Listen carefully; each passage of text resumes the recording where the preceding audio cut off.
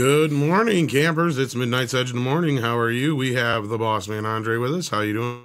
Greetings, everyone. I am doing excellent, especially with such an awesome panel as we have here today.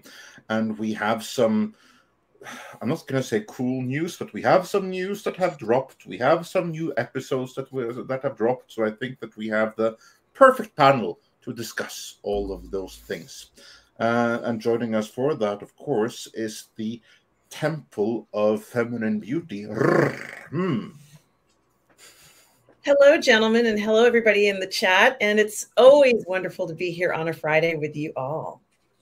And to counter that, we have the paragon of masculinity. Call me Chato. I thought you were going to talk about Nate. Yeah, that's me. I'm the paragon of masculinity. And of course, we also have the real-life British James Bond here, Mr. H. How's it going? Good, very good, thank you.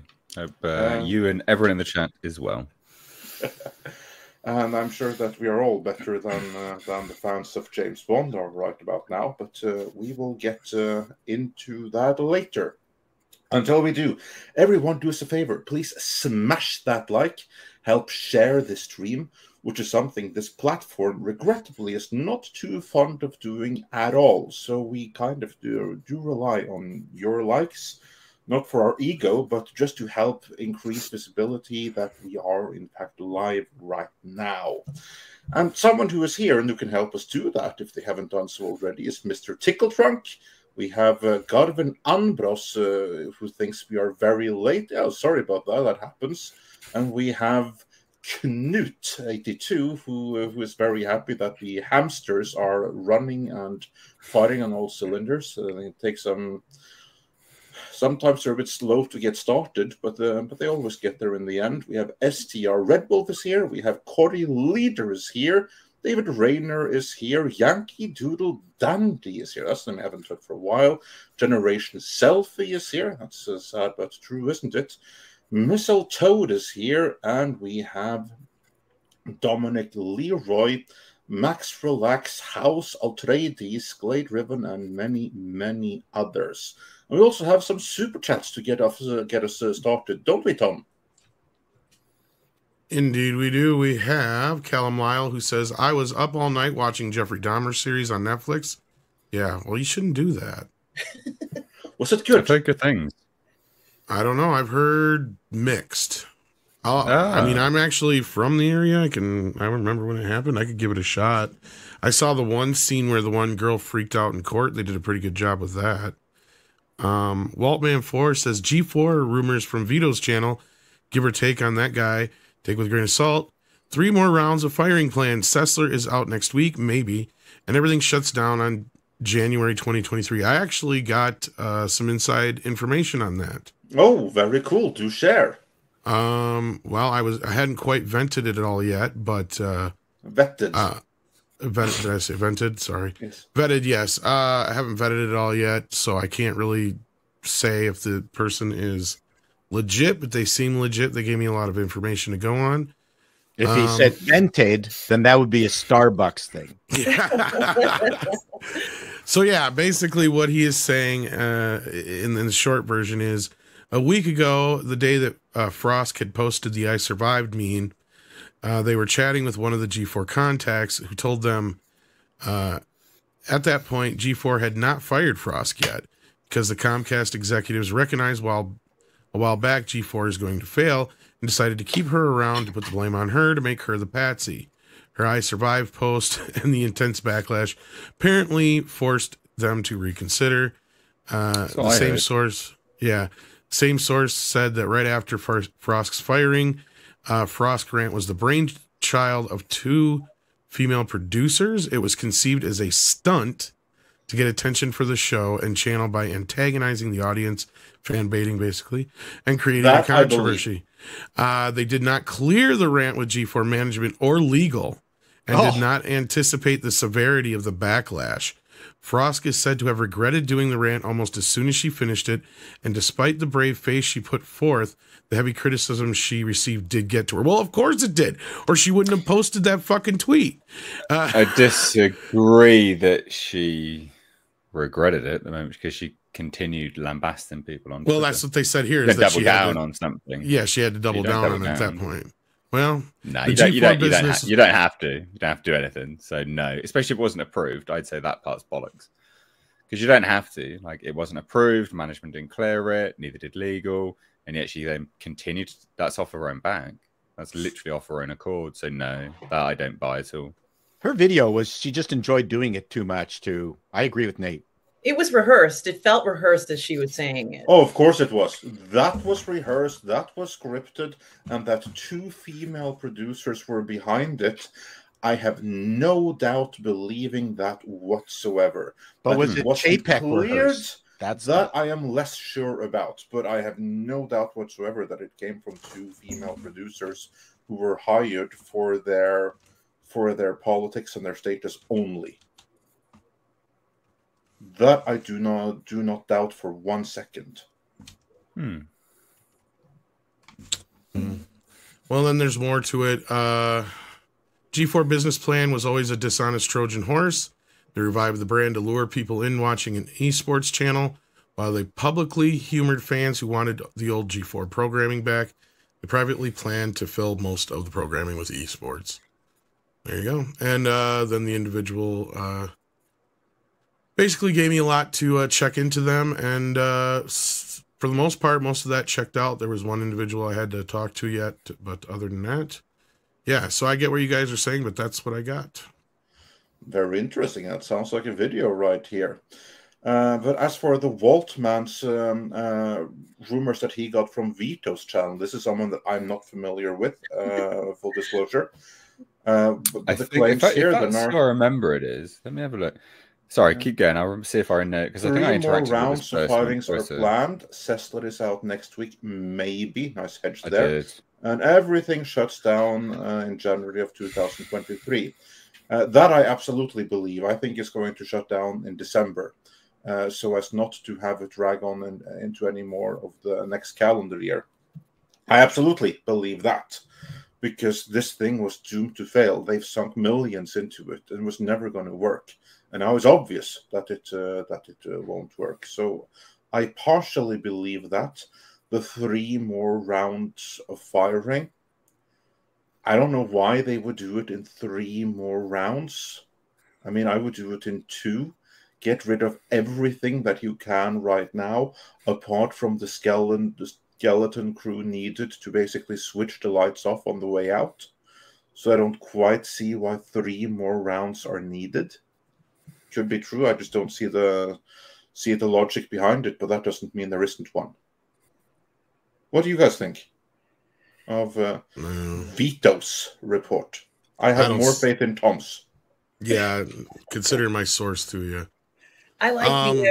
I think he's a very interesting YouTuber, and he doesn't seem to take himself too seriously. He likes to have fun on the channel, so it's interesting that he heard these rumors, but I don't think he's ever said anything that's false. So, you know, it's not so much the information he's giving. Maybe he's just giving it in just the context of what's going on. But it's a fun channel, and I like Vito's channel. So, all right. Any other thoughts on that before we move on? Nope. No, I'm not too familiar with Vito, so I can't speak on that. 9. Mr. Tickle Trunk says James Pond filled with blood-sucking studios. Yeah. I believe that James Pond is on the Sega Mega Drive. And then Dr. I'm serious. It's like a game franchise. It's like I believe Fish James Bond. I'm not surprised at all. I'm sure that'll be more enthralling than what's to come. Let's be honest. Probably. Dr. Long Dongler sends in a thumbs up. Do us a favor and hit that thumbs up yourselves. We'd appreciate that. We got Mr. Tickle Trunk here who says, I'd rather watch Douglas Bond, James' mentally challenged brother, filling coloring books for an hour while talking about how much he loves chocolate milk. And it comes from chocolate cows. Mr. Tickle Trunk also says, James goes from 11 to 10. Now, how do you evolve a sensualist? Yeah, there's that too. Yeah, we'll get into that. We will, so just hold those thoughts because we will get into it. Oh, I promise. I can't wait for it. Psychotic says, hail everyone. Andar was good, but an actress spoke about her character surrounded by feeble, idiotic men, so I'm worried about its future. I haven't necessarily seen this aspect of the show yet, but I hear what you're saying, Psychotic. I know I've seen it. I don't know who else saw it. The actress. It's an interview. Link to her yeah, I know. Yeah, I know what it's from, but I've seen the 3 episodes and I don't see what she's saying yet. The actress, but she hasn't been in the show yet, so yeah. I think the basis of that is that an imperial officer will come down and basically take control of what those enforcement sort of agents were trying to do. I think that's what she's referencing. I've not seen it. I don't know, but that would be the logical step in a narrative.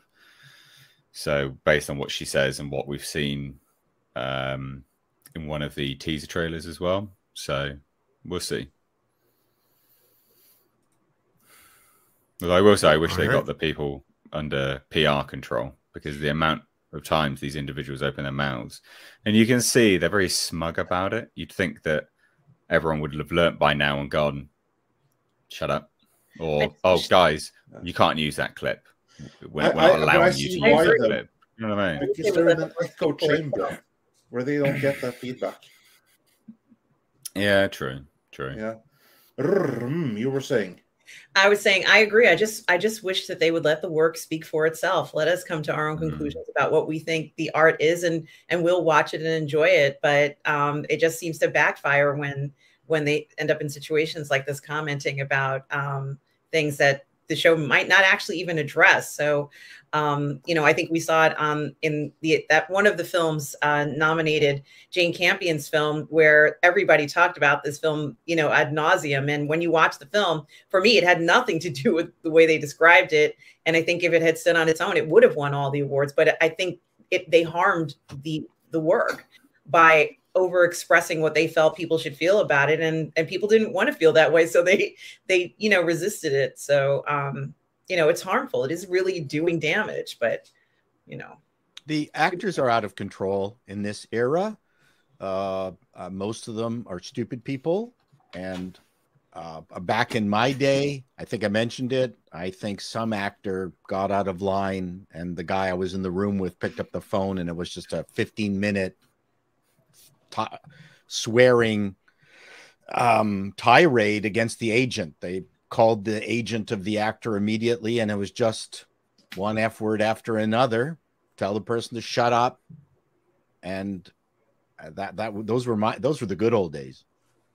Now we just let the actors say whatever they want, and it's just I don't understand. Now, someone mentioned that this is actually a concerted effort. This is actually calculated, that this is fan baiting, which I'd never heard of before.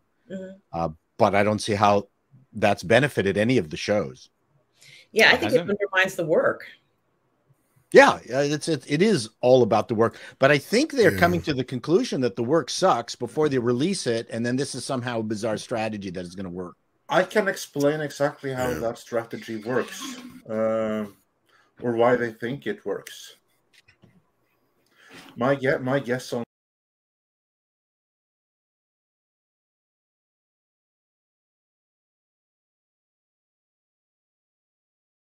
Nice. Welcome to Take Two. Hopefully we're coming through live and clear and all that business. Looks like YouTube had a bit of a hiccup. It seems that we're coming through, so glad to see the few that have found us. Whoop. Now I'm hearing myself for some reason. Hang on. Okay, well, we only hear one of you. It's not let mine. Let us know in the comments if we are coming through. Okay. House of Trader says, "Yay!" That's a good sign. Garvin says, "Holy shit, they're early."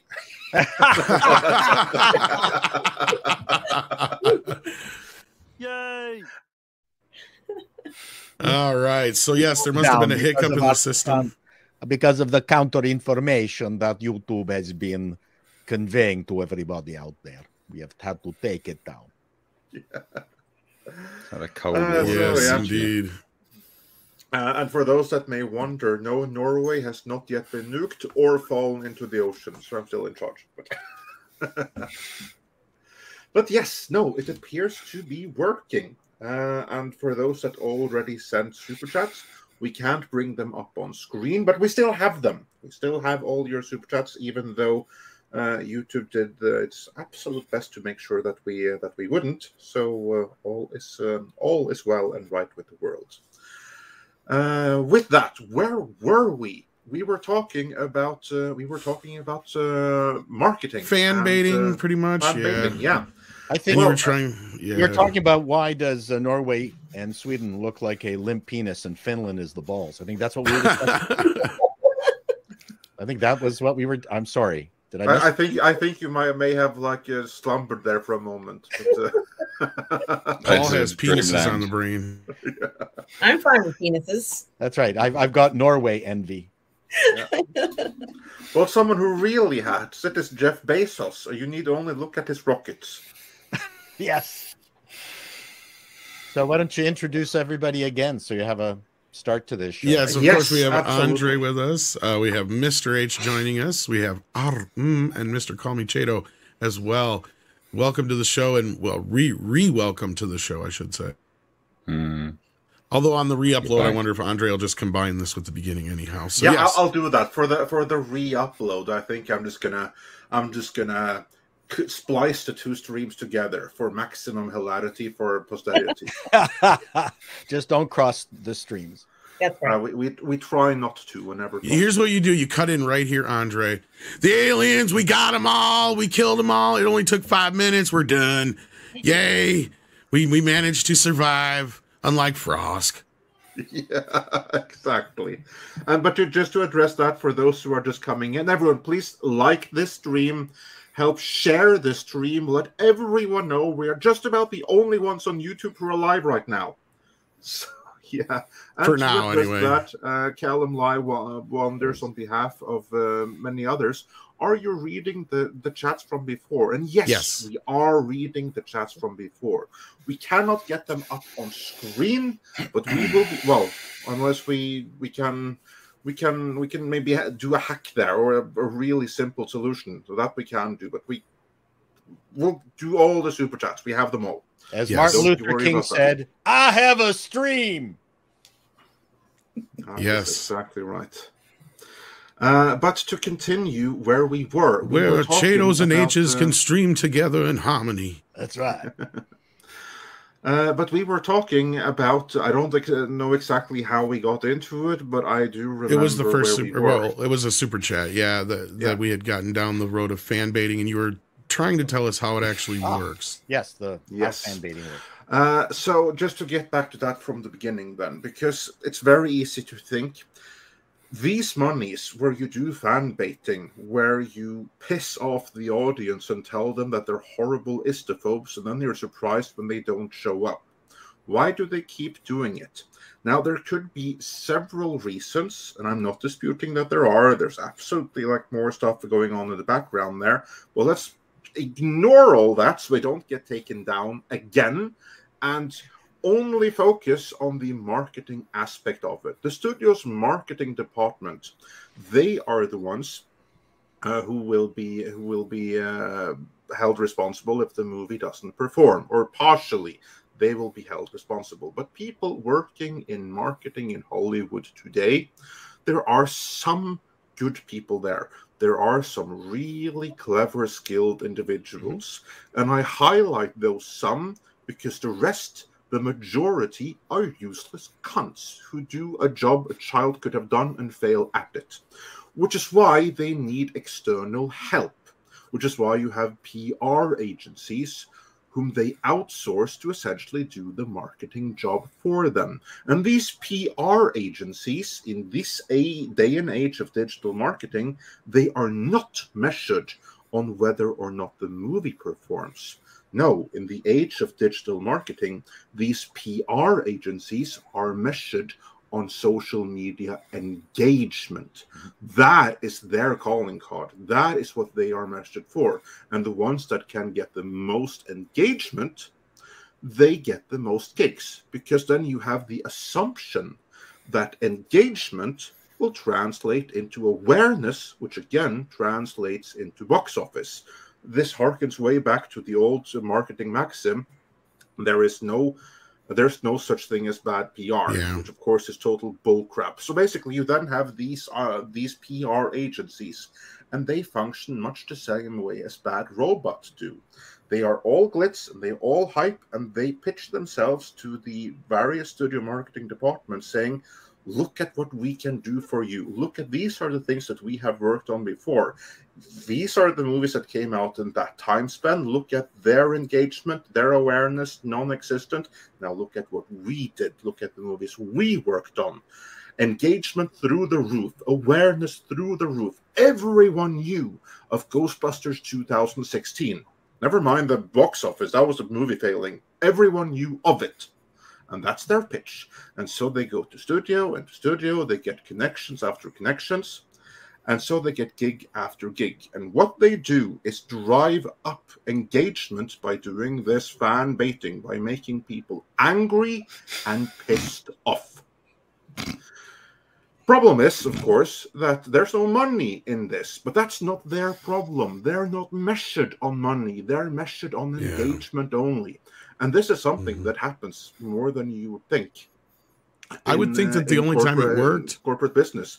I would say the only time it worked was recently with The Woman King, really, and that's still not going to save that movie. Exactly. But the point basically is, before you get to the bottom line, there are many, many other parties that get to that, and very few of those parties are measured on the company's actual bottom line. That is how something like this can happen from a purely marketing perspective.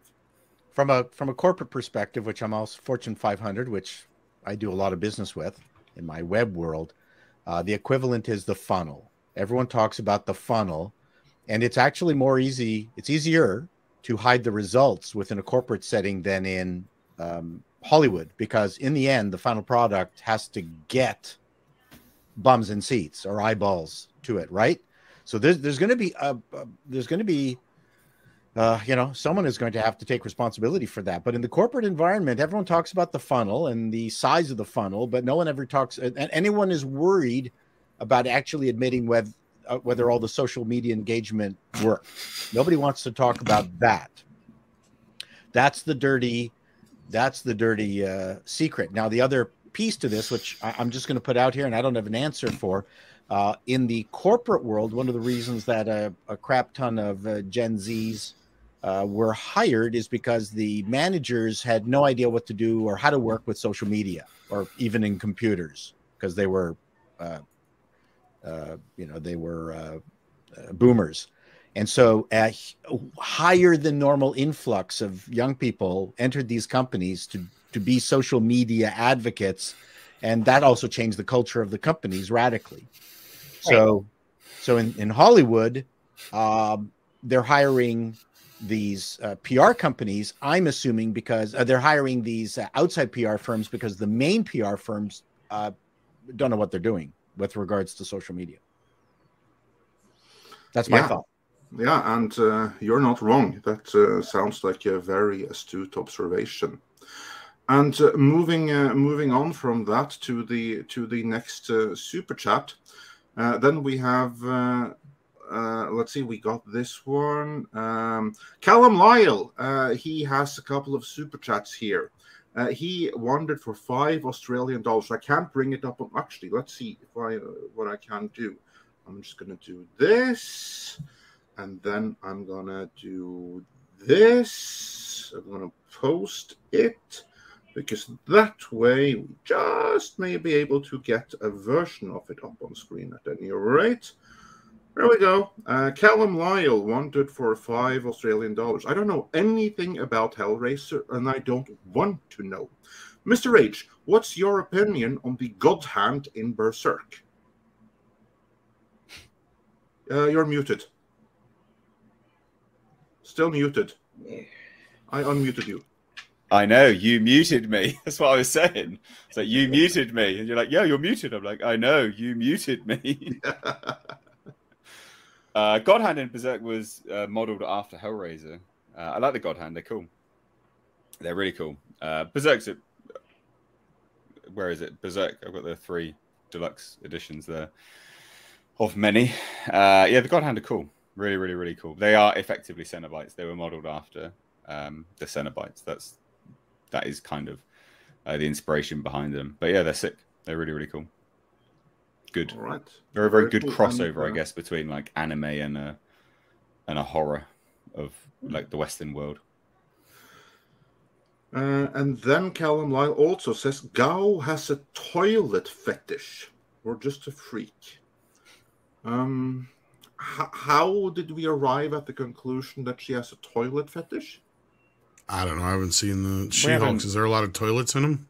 No, I don't think so. No, not that I'm aware of. Yeah, I don't remember neither any She-Hulk or Titania on the toilet, so I... No. There was a women's washroom sequence, I believe, in the second show. Just the one, yeah. Hmm. I don't know. I'm not sure. You'll have to elaborate on that, Callum, because I'm not sure what you mean. Toilet humor, maybe? If you mean toilet humor, that's what tickled. Yeah, that'd be. I would welcome toilet humor. Yeah, any kind of humor in this show would be at this rate. Welcome, I guess. Yeah. Yeah. It's an odd show. Yeah, it's a dreadful show. And then Tim Scorpion says for $2, well, it did get them publicity, not the good one. And yeah, I don't know exactly what that's in reference to, but it's true pretty much across the board, isn't it? And with that, with quite a lot of time already having gone, let's get into She-Hulk real quick, because Mr. Chato, you did an amazing review on the most recent episode. And I do highly recommend everyone check that out. He actually got a phone call, a rude phone call right in the middle of his recording. He did indeed. It was unbelievable that I got this letter from the producers of She-Hulk right in the middle of trying to do a phone call, an email, I meant, sorry. Yeah, I mean, I couldn't believe it. What a coincidence. The funny thing is, I cannot tell you the number of people on my channel who think that the email was real. So those of you out there who are listening, no, the email was not real. I'm sorry to disappoint. What? It wasn't real? Yeah, so it was just an idea that I came up with that, you know, why not have, I've been, you know, shit talking the She-Hulk, and I've been doing my Fran Drescher gag on the poor assistant, and I just thought, oh, you know what if the producer sent me an email saying, please stop calling her Fran Drescher? She's not, you know, she's Ginger. She's a wonderful girl, and she's distressed, and she you know, she doesn't want to hear about you calling her Fran Drescher anymore, and just pretending that they've been actually watching my posts, and the actors are feeling badly about the things that I'm saying, stuff like that. I thought it was, well, they probably are. Maybe. I'm sure they're not watching my videos. So I thought that was a very funny premise, and I just read this fake you know, email which indicted them for their own complicity in the incompetence of their vision of the of their own. You might show. actually be surprised who might be watching some of your videos. Yeah, yeah, absolutely. Like they're probably watching. I kid you not.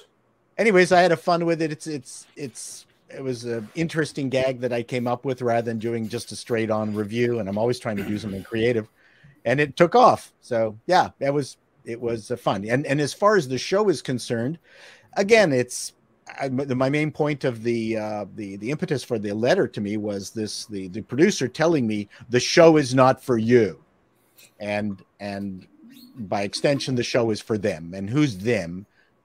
You know, a bunch of wine sipping women in a writing room that couldn't get Nora Ephron to help them. Well, she's dead, but you know, that's what they needed. They needed Nora Ephron in there, that kind of sensibility. Then it would have been funny, or at least watchable. Or watchable. So yeah, I mean, it was one of the opening scenes was when she arrived at the wedding. She was in She-Hulk form in her dress that the greatest superhero dress designer in the world created for her, and it wasn't particularly nice. Like, that was actually one of the reveals I was waiting for from the previous episode was, what's this like fabulous dress going to be? And I went, okay, it's a slip with dots on it. And so that was kind of a disappointment on the if I'm revealing my feminine side, that was a disappointment. But then here she comes to show up, the bride coming in as She-Hulk. I thought that was pretty rude. Actually, they're like, okay, so I am liking the Jennifer character less and less, which I don't see how that benefits the show. She even got drunk in the show, and a guy was trying to be nice to her, and she was unbelievably pathetic in the show. The fight scene between her and Titania was like terrible, and yeah, I don't know what was funny about it, but they have a weird kind of rhythm. Like, I think they understand what they want to do, and then it's just a question of whether other people find it funny. There was the whole thing with Mr. Immortal, which I now understand is one of the Great Lakes Avengers. It's supposed to be kind of a parody superhero, so I just made up some stuff that I thought would be more interesting to the audience, but I thought it was a really bad sequence. That was them expressing their hatred of men. Yes, that's what I was going to say. That sequence was them really showing how horrible men are. And really, I think it would have been funnier if he loved all women, but because he knew that he would be immortal and they couldn't stay with him for the entire time that he, you know, that they were living, that this was the only way to get around it because he didn't want to hurt their feelings, and he loved them all equally. And then the women would go aged really poorly, I think. So that I think would have been a funnier sequence and more heartfelt. That was his motivation. It wasn't to screw them out, but the show, you know, made it out that he was an asshole who just wanted to get out of marriage with all these women. So that, like you said, it was an attack on men. Yeah, marriage. Pretty much. Obviously, it wasn't made for any of us, but before I hear what the rest of you have to say, the one that it's the closest to being made for, I'm not saying it's necessarily made for you either, because you don't hate men, but you are a woman, and this thing right here, it's obviously made for women, and then there are more criteria of which you do not fit all, but you certainly fit more than the rest of us here on the panel. So I have to ask what I always ask. Did you feel empowered after watching this episode? Did you feel fulfilled? Was it what you always wanted? I was a little embarrassed by it. I guess mainly because of how poorly everybody was being treated and this archetype of this character. You know, if she's going to have a mental breakdown and go through what I consider a crisis for someone who's becoming a superhero, then let her have a proper crisis. But, you know, the way that she's interacting with other people, especially somebody she's supposed to care about, you know, we've all had to go to weddings and do family obligations, and you just do them and you smile and you get through it. But you know, she didn't seem to really have any respect for the fact that this is someone's, you know, supposed to be their happiest day of their life. You know, even if your arch enemy was at the wedding, which often they are, you just smile and you get through it, and you know, try to be a better person about it. You certainly don't want to make anybody feel bad on what's supposed to be such an important day. So I was surprised by that behavior. I know that's not the first time she's ever been a bridesmaid. You know, certainly have some respect for others and things that are important to them. Weddings are a family event, so the whole family gets affected by this. You know, have a little bit of pride in yourself, and that you can push through things that are difficult. She says she holds in rage and anger. Well, she didn't look like she held in anything in this one. She clearly wasn't able to hold that stuff in, was she? She had to drink, pound back a lot. You know, you don't want to get super drunk while you're in the wedding party. You know, it's different if you're kind of a different guest, but, you know, eyes are on you in the wedding party. Sometimes you need to help the bride out or help some of the other relatives or friends who are there. So, you know, it's a responsibility being a bridesmaid in a wedding. And I just thought that was, she wasn't happy for her friend. She wasn't happy for her. And, you know, I think that it's very interesting what she was doing, was she was comparing herself to her friend, which is something you should never do. They always tell you, don't compare yourself to someone else. You're a person to be proud of who you are. And this might be one of her lowest points, I think. You know, perhaps that was what made it so hard to watch, was how little self-esteem she actually has. So she's kind of like a femcel. Because like her friend, her so-called friend, She hadn't spoken with her for decades, I got the impression, and they clearly weren't that friends. Whatever friendship they ever had was obviously fake. So, like, what's all that saying? Like, I don't get the point of the episode. Yeah, because yeah, I get being supportive for your friend, but they weren't friends. She invited her only to humiliate her in her human form.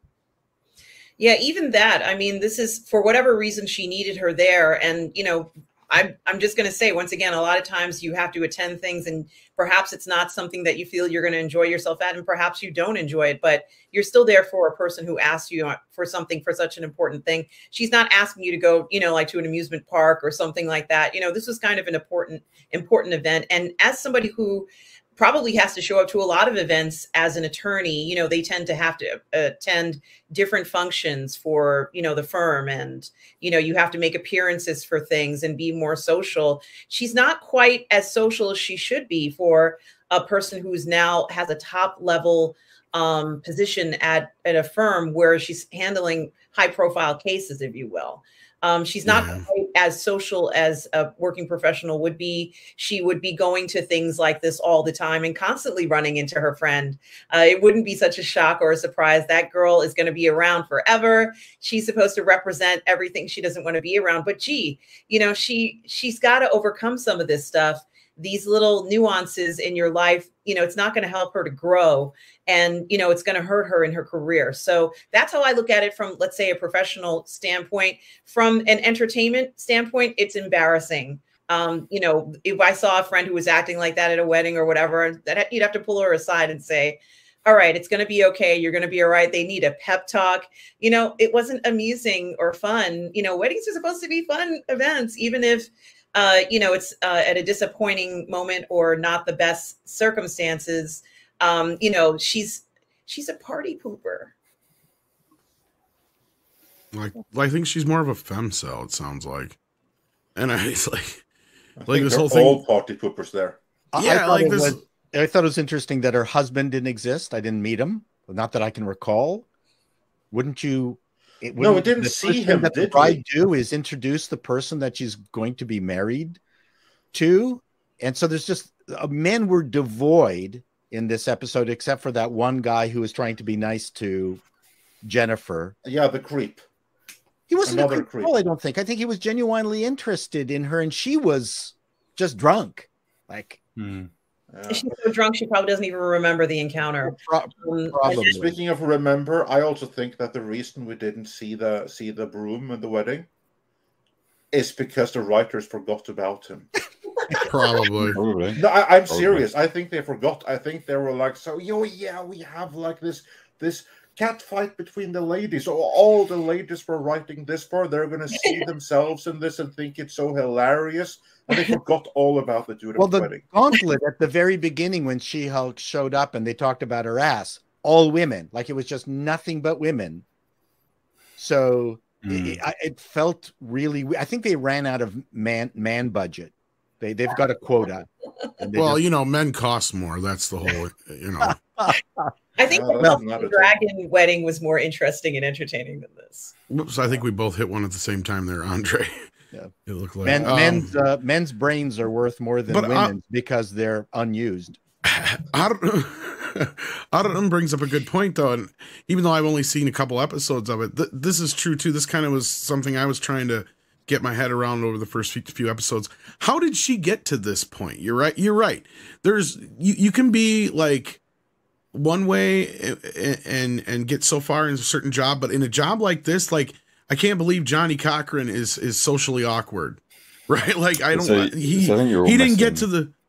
Huh? I was just gonna say, I think you're all missing the point. Like that, the show itself has Jennifer Walters having absolutely no character arc or no character development. Yep. From the first episode. So the first episode saw her get powers. She schooled Bruce Banner on how to use those powers and control those powers. And from then on, it's actually been every single episode vindicating who Jennifer Walters is and putting her up on a pedestal. Even this episode was her friend going, oh, actually, I love you, She-Hulk. I love you. And Titania having a beef with She-Hulk because She-Hulk stole her thunder. The whole series is literally devoid of any character development or character arc of Jennifer Walters as a character.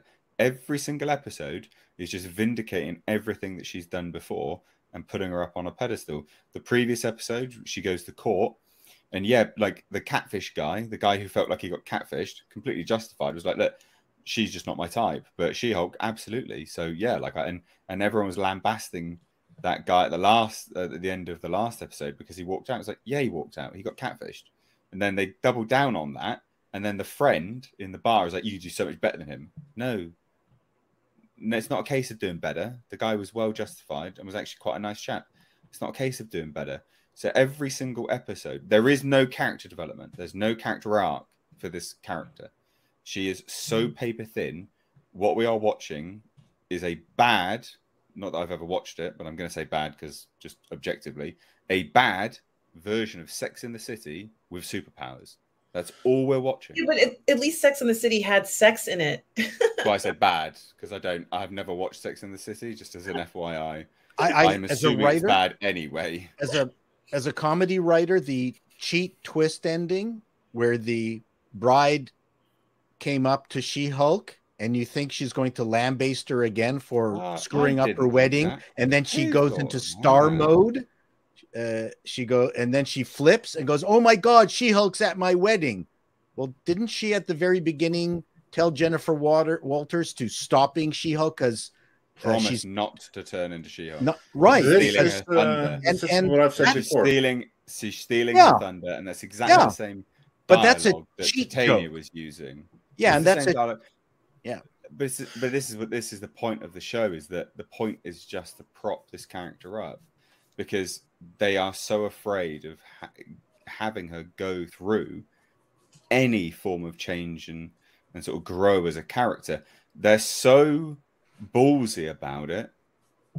Just because I spoke to my friend who's a TV producer as well on the drive today, and I spoke to him about it, is that at the start of these episodes where they know people are not going to like them, the writers are so sort of narcissistic about their work. They don't use the fourth wall breaking for anything fun. They use it to hang a lantern on what they're about to do that they know the audience isn't going to like, and they think them breaking the fourth wall will change people's minds. So her going, look, I know it's a wedding episode right in the middle, that's not really convenient, but hey, whatever. It's like, yeah, all you're doing is showing us that you don't value the audience's time. We are not going anywhere with the story. Every single story just has the teeniest. There's no. Where's the overarching plot here? What, someone wants her blood? Okay, who? We've got 3 episodes left. Get to the point. You know, like, where are we going with this now? Come on. You know, like, these are things which you could have introduced way earlier on and drip fed it, and also, if the writers were smart, interwoven it with each story that was happening, like each episodic plot that was happening, weaving the overarching season plot with the episodic plot of the character development. But they don't. It's just there's a tease at the end. It's vapid nonsense. Did you see the tease at the end? I saw it, but I mean, who cares? No, I'm not saying that vindicates it. You got a bigger needle. Yeah, who cares? Yeah. Like, it's just vapid nonsense. All it is, it's just no character development. And one thing which I said, which I think everyone should bear in mind here, which is hilarious, is this is her intro to the MCU. She's going to be in movies, ladies and gents. This paper-thin character who everyone loves and everyone adores because she's Jen Walters. She's She-Hulk. She's going to be in the MCU, and this is her intro. I'll say what I've said before again. The whole show is schizophrenic. It's not consistent from episode to episode or even within episodes, as you pointed out, Paul.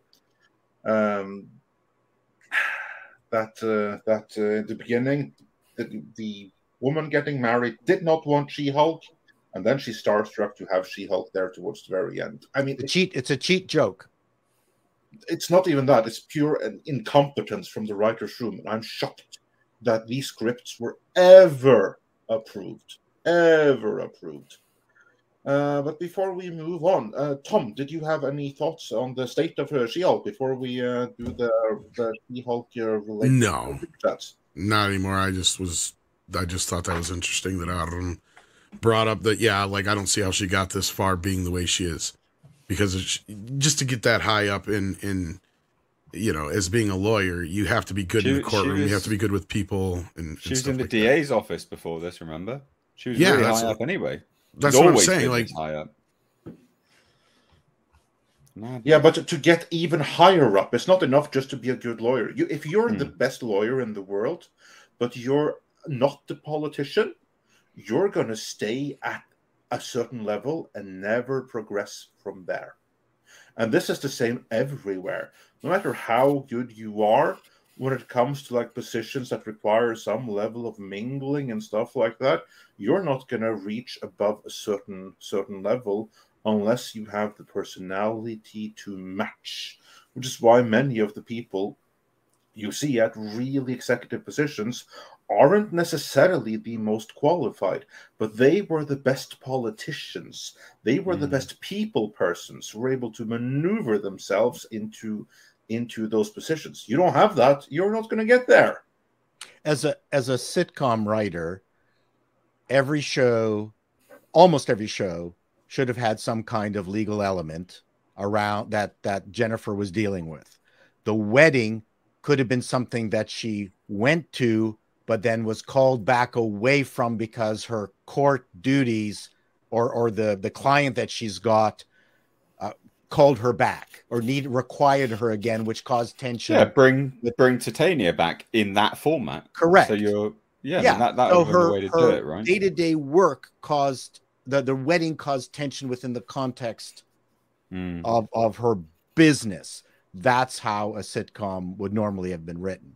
Yeah, well, that's what I was trying to say. You can't just get to that point, you know, not being able to deal with people, work with people, being as socially awkward as they're trying to portray her in the show. Well, that's another issue. And, yeah. Yeah. So anyway, it's an issue conveniently ignored by these writers because they never had to do that. Conveniently ignored is the right phrase. These writers were obviously promoted to a position they are woefully unqualified for, and not because of them being good at what they're doing, obviously, because I have to say this is some of the most incompetent writing I have ever seen. And sadly, it's not the only incompetent writing we have seen this week. There's plenty more where that came from, but before we get to that, let's deal with some of these super chats. We're going to deal with them slightly out of order now. We'll do some in order, but just to get to the She-Hulk ones. For that, Arden Blade says for $1.99, like and get things rolling again. Oh, thank you. And now we're back with the new stream. I see we have more than 1,000 people watching, which is brilliant. That's still slightly less than we have on most Fridays. So feel free to smash that like, help share the stream, let everyone know we are back. And also on that note, Horse Radish Power wondered, did someone cross the streams? What happened? Well, we don't know exactly. It was a YouTube-wide thing. So exactly what happened with YouTube, that we do not know. We'll get back into that. And Gay Bay says for $5, am I the only one that believes Avatar is Satoshi stories lifted from FernGully? More so than Dances with Wolves. They're all those things, yeah. It's actually Pocahontas. If you read the beats of Pocahontas, it's exactly the same. Very similar. FernGully's very similar, and so is Dances with Wolves. They all have very similar storylines to them, so I felt the same. I'd like to see an Avatar version of When Harry Met Sally. That's what I'd like. That's kind of what Avatar was. Kind of, I guess you're right. But with guns. Yeah, Sigourney Weaver was the one who's like, I'll have what she's having, but she ended up dying. Now she's playing the daughter, so she came back. And then you got Joe Pat here next, I believe, who says, I saw Frost's face after the rant on her channel's analysis. She had a total buyer's remorse kind of face. Well, that goes along with what I had heard, I guess.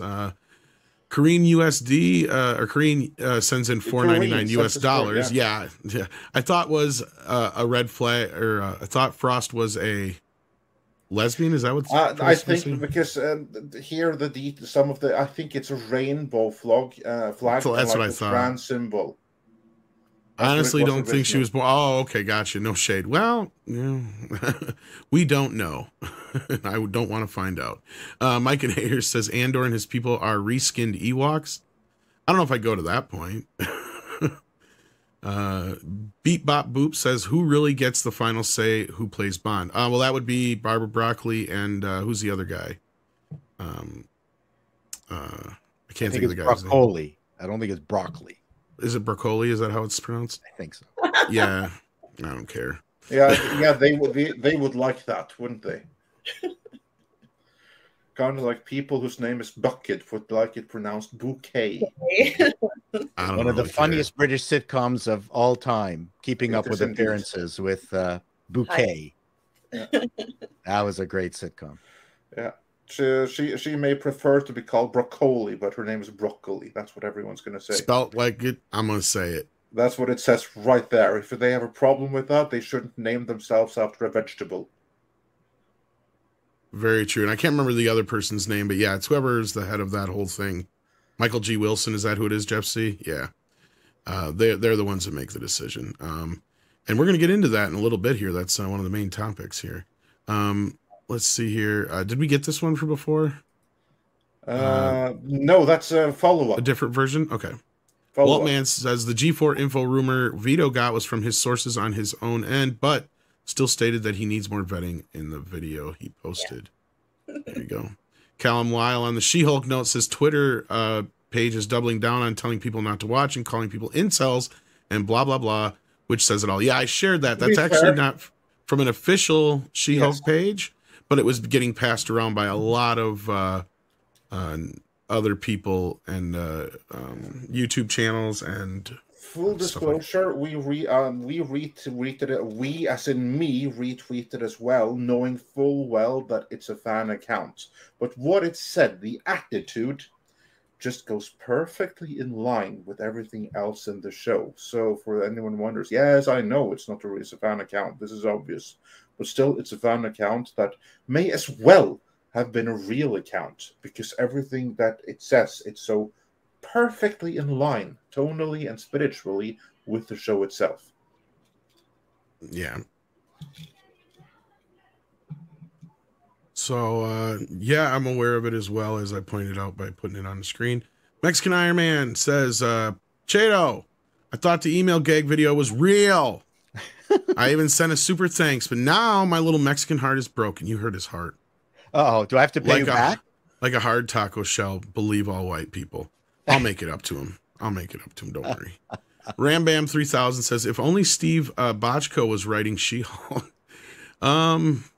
Maybe that would help. Mecha J says, actually, that wasn't She-Hulk's official Twitter account calling people incels.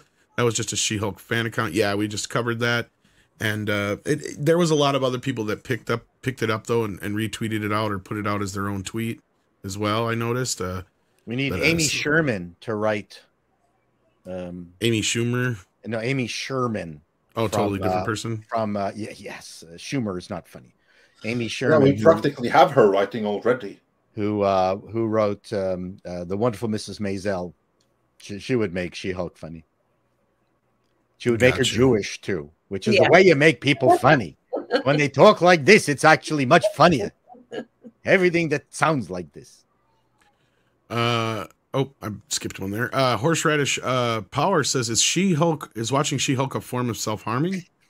Well, with today's psychologists and therapists, they probably wouldn't say so, but 20 years ago, they might have. It might be like emotional cutting. Let's just say that I used to do martial arts, and watching an episode of She-Hulk, I have like the same feeling inside as after full contact sparring, only worse. That's not a good thing.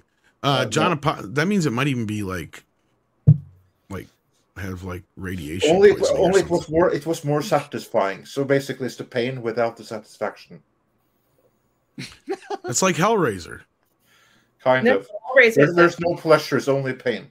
Well, yeah, well, they're the only one getting pleasure. I mean, John Apocalypse says, Mr. H, Game Workshops ever work with Hollywood? Or will Game Workshop ever work with Hollywood?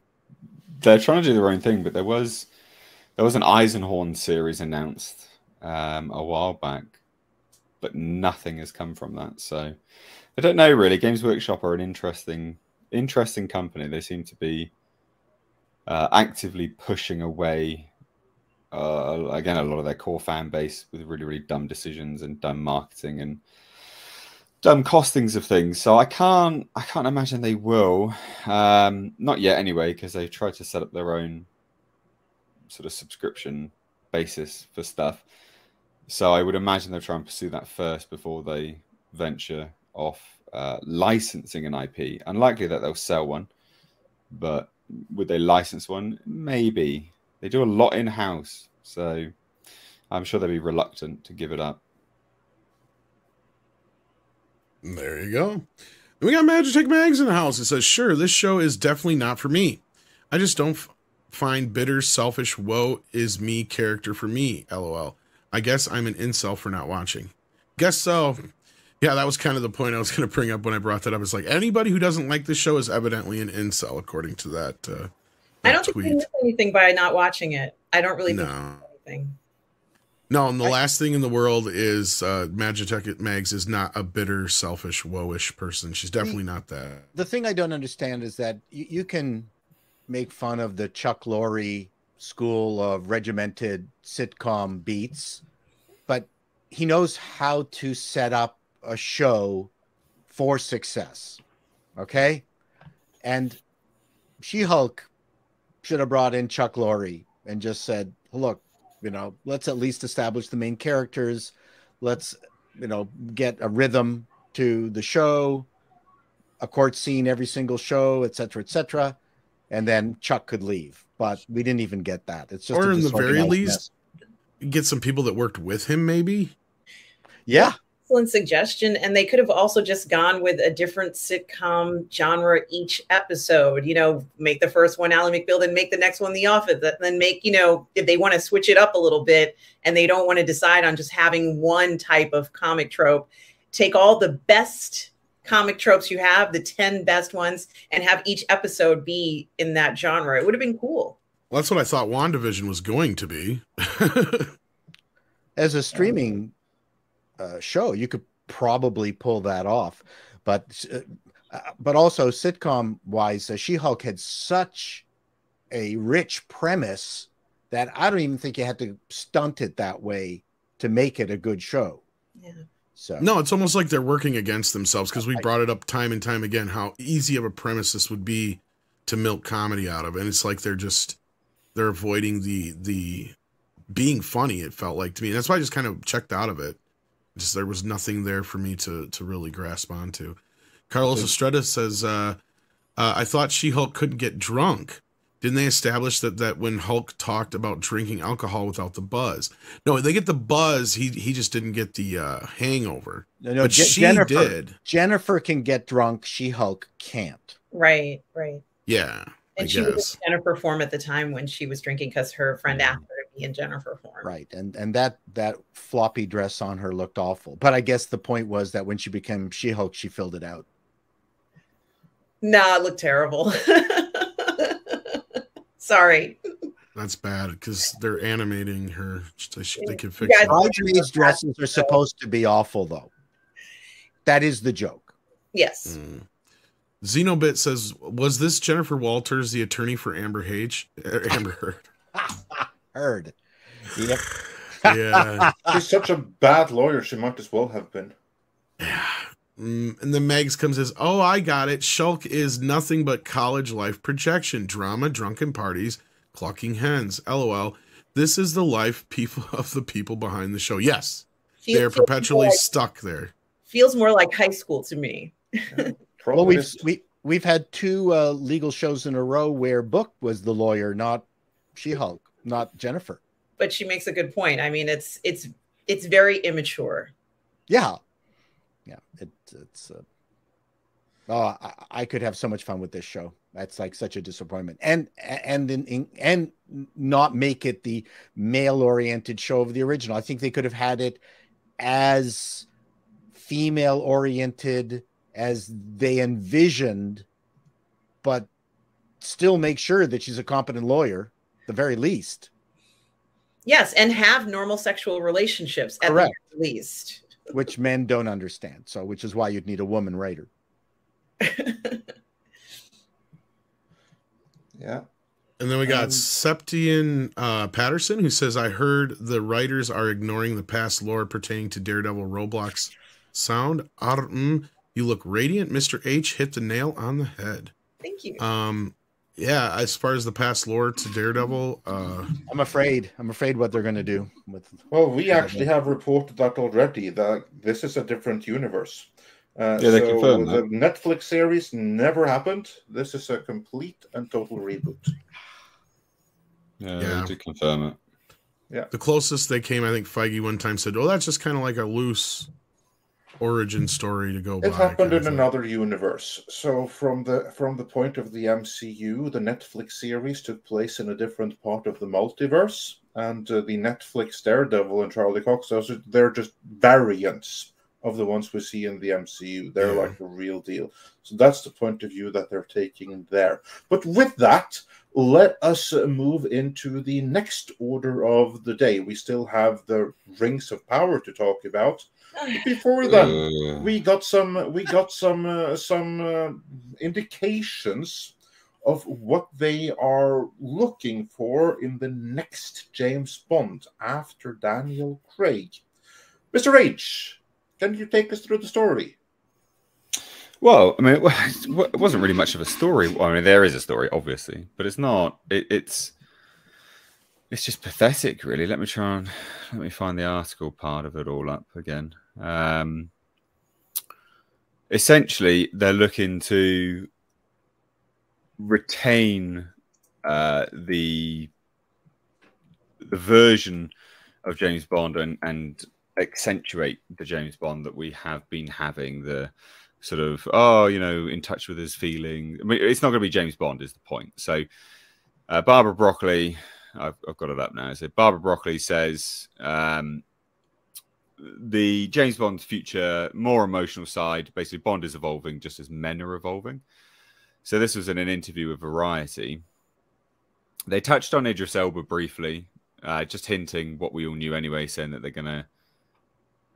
they're looking for someone for about 12 years. So someone that old isn't going to cut it, basically. So we kind of knew that anyway, but that's confirmation. And then they're like, where are we taking it? What do we want to do with the character? And then once we figure that out, who's the right person for that particular reinvention? So I did a video and I was like, we're going to get some string bean, soy boy, limp-wristed James Bond moving Ezra forward. Miller? Probably, because the wording was they're going to keep humanizing the once womanizing spy. This is a direct quote. And ensure more fulfilling, meatier roles for the female stars of the franchise. That I'm absolutely fine with, because Ana de Armas was the best thing about No Time to Die. She was great. She'd kick my ass any day. That would be brilliant. And they say it's an evolution. Bond is evolving just as men are evolving. I don't know who's evolving at a faster pace. I mean, what? The film's over his tenure were the first time we really connected the emotional arc, because Craig cracked Bond open emotionally. That's right. James Bond is a walnut that we must crack open and see his soft emotional innards.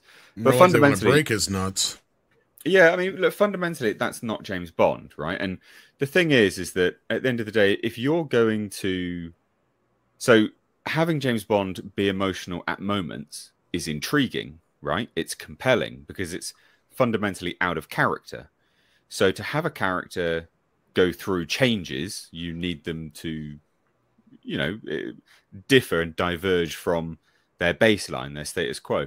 So to see, you know, James Bond go through emotional patches is compelling and can be interesting, but not when it then becomes the status quo. That's boring, and also it's fundamentally a different character.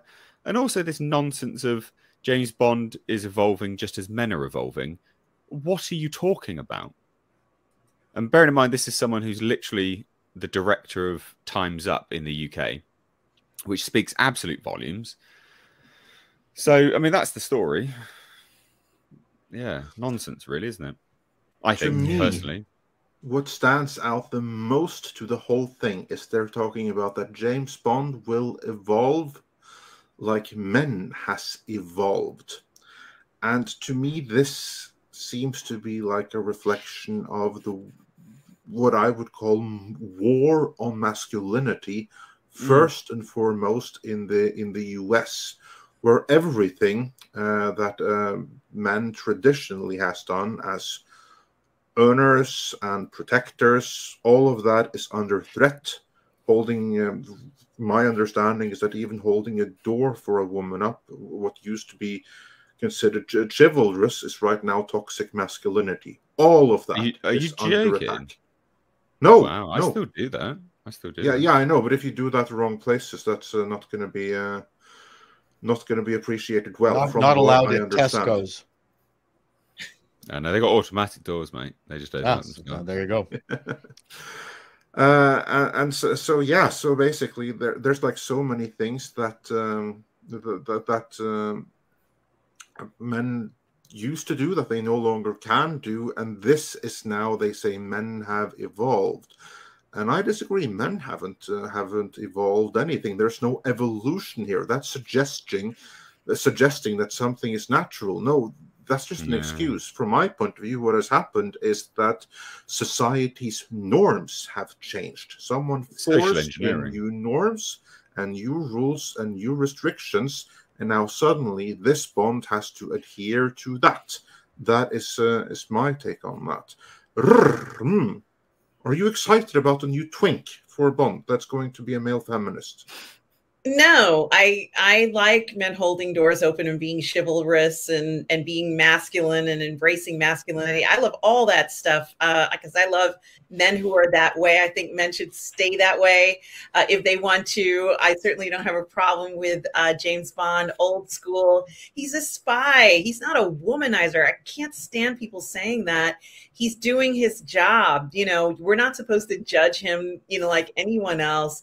He's very slick. He's supposed to be attractive, very charismatic, charm the panties off of anybody. This is the person we want for James Bond. You know, he can do all that emotional stuff on his own time.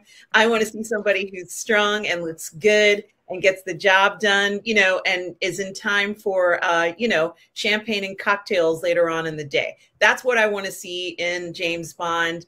I think they're right about Idris Elba being a little too old, unfortunately, for the role, but he would have been a great pick. It has to be somebody British. I know that's how I feel about it. I think it should be an incredibly good-looking British man. That's what I want in a James Bond, you know, and I don't care what anybody else says. I think that's the best thing to do. I think it'd be great to see that back again. Yeah. You know, I think they're all quite scary there. You said he can charm the pants off anyone. We haven't seen a bisexual Bond yet. But no, I wouldn't put it past them. I wouldn't put it past them. You said it. You know, Tommy, you were saying. I was just going to make a joke. I even forgot what it was. Chato, your thoughts on this? Well, if they're going to adhere strictly to this new mantra of reflecting society as it is now, 1/3 of men haven't had sex or very little sex. Women, especially the TikTok crowd, have had multiple, up to, I was seeing up to 500 partners. It's the women who are showing their power by having a lot of partners, and men not wanting anything to do with them. That's actually statistically what's happening now. So if they really want to reflect now, then they should be dealing with that. James Bond might not have had sex at all because he's afraid of getting involved with a woman who's going to Me Too him, or get married and then take him for his money. That's the modern situation for men. Let's do that. Yeah, and that's very interesting, Paul, because I grew up and was always told that you never tell anybody how many people you've been with. You just don't kiss and tell. It's just out of courtesy, respect. You know, it's not something that you share with everybody, like as a, you know, an accomplishment, or, you know, look at how many people I've been with. It's not really anything that people should be doing, and, you know, really is not putting your best foot forward. You know, as far as I'm concerned, everybody that I've ever been with, you know, is worth it. And I have respect for every man that I've been with. So yeah. I would never do something like that. I think that's such a horrible thing to do to anybody. So, you know, that's already a foot in, you know, going in the wrong direction for that. You know, men need more respect here. And this vilification of how men really are, I don't get it.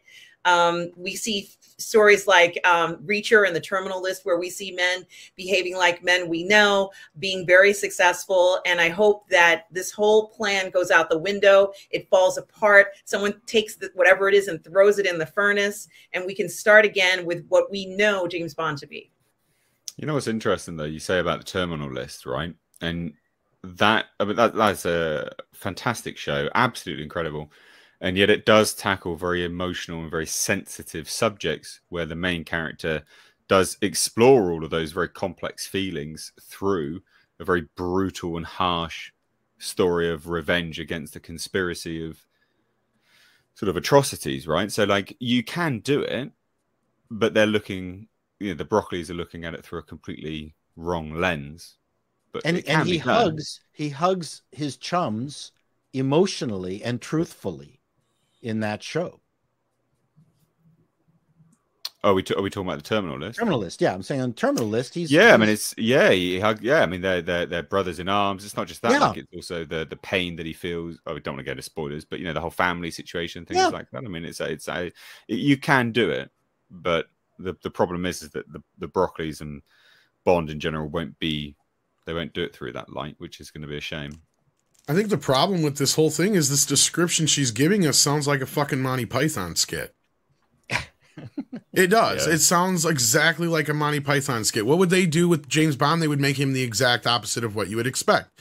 You would expect him to come on and being a dash debonair ladies man, and he comes in and he's just this fumbling, bumbling boy, you know, like, oh, well, let me get the doll for you, ma'am, and blah, blah, blah, all that crappy shit, and then he's gonna be all like femmy and shit like that. That sounds like a fucking skit to me. That's not James Bond. You basically, why do this? This is ridiculous. James Bond is a standard, right? We talk about James Bonding a character. It's a term. You know, why is it that term? It's because you find an actor who fits that role and you put them in that. That's what that meant until Craig, right? Craig was the one that went against the norm. And sure, those are the ones that have done the biggest box office. But I guarantee you, if you go back and you look by and you go by actual inflation, they're probably not doing any better than any of the older Bond movies did at their height, right? Because we noticed the same thing with Star Trek, right? That was the whole like Fugazi facade that J.J. Abrams was able to put over himself in Hollywood, is that he saved Star Trek. No, he didn't. Emma Watts even called him out on that shit. She said flat out, none of those movies made any more money than any of the other Star Trek movies. In fact, they cost more money to make. So in the end, they didn't make any more money. So that's kind of where I see this whole thing coming from, is like, why are you going to change? It would be like McDonald's going, you know what? We're no longer going to make hamburgers and fries. We're only going to do, you know, shakes and fish sandwiches and things that we're not associated with anymore. Vegan burgers. Vegan burgers and shit like that. Or Burger King would be a better choice because it's in their title, right? It's like, oh, we're Burger King, but we're no longer serving burgers no more ever again. Like, that's what it sounds like they're doing. It's like, then why call it James Bond? Come up with something completely different then, because that's not what James Bond is. And Robert Meyer Burnett explains him the best, is this guy knows he could die at any moment, right? He's on borrowed time, so he lives life on the edge constantly. Sure, he's going to have some emotional moments, but that's going to make him avoid certain attachments in life, or make it difficult to have attachments in life. It's going to make it difficult for him to do anything but the job, and the job requires certain things of him. And one of those certain things is sometimes to sleep with the enemy, you know, like, or get some information by sleeping with somebody. So that has to be part of the job, you know. And anytime they make a female spy movie anymore, tell me one where she has not used her body in some way, shape, or form to trick somebody, get some information out of somebody, anything like that. But they don't call that shit out. That's what bothers me. So it's like, why does Bond have to change while you're doubling down on these other side of it things? Like, because, you know, we've had a couple of female spy movies in the past few years, and I haven't seen them all, but I guarantee you they all have scenes like that in them. I mean, that's the way Avengers started out. You had Black Widow basically toying with those bad guys, and she's dressed in a tight black dress. What the fuck do you think she was doing before that? Oh, she probably was a Red Sparrow, for those who have seen that movie. I think she was doing Pilates. I mean, that's part of the reason why, like, everyone in Marvel's Black Widow program is sterilized. Yes. Yeah. There's so who should be the next James Bond then? Let's say if we're not going with a twink. Who should be the? Cavill. I'm sorry.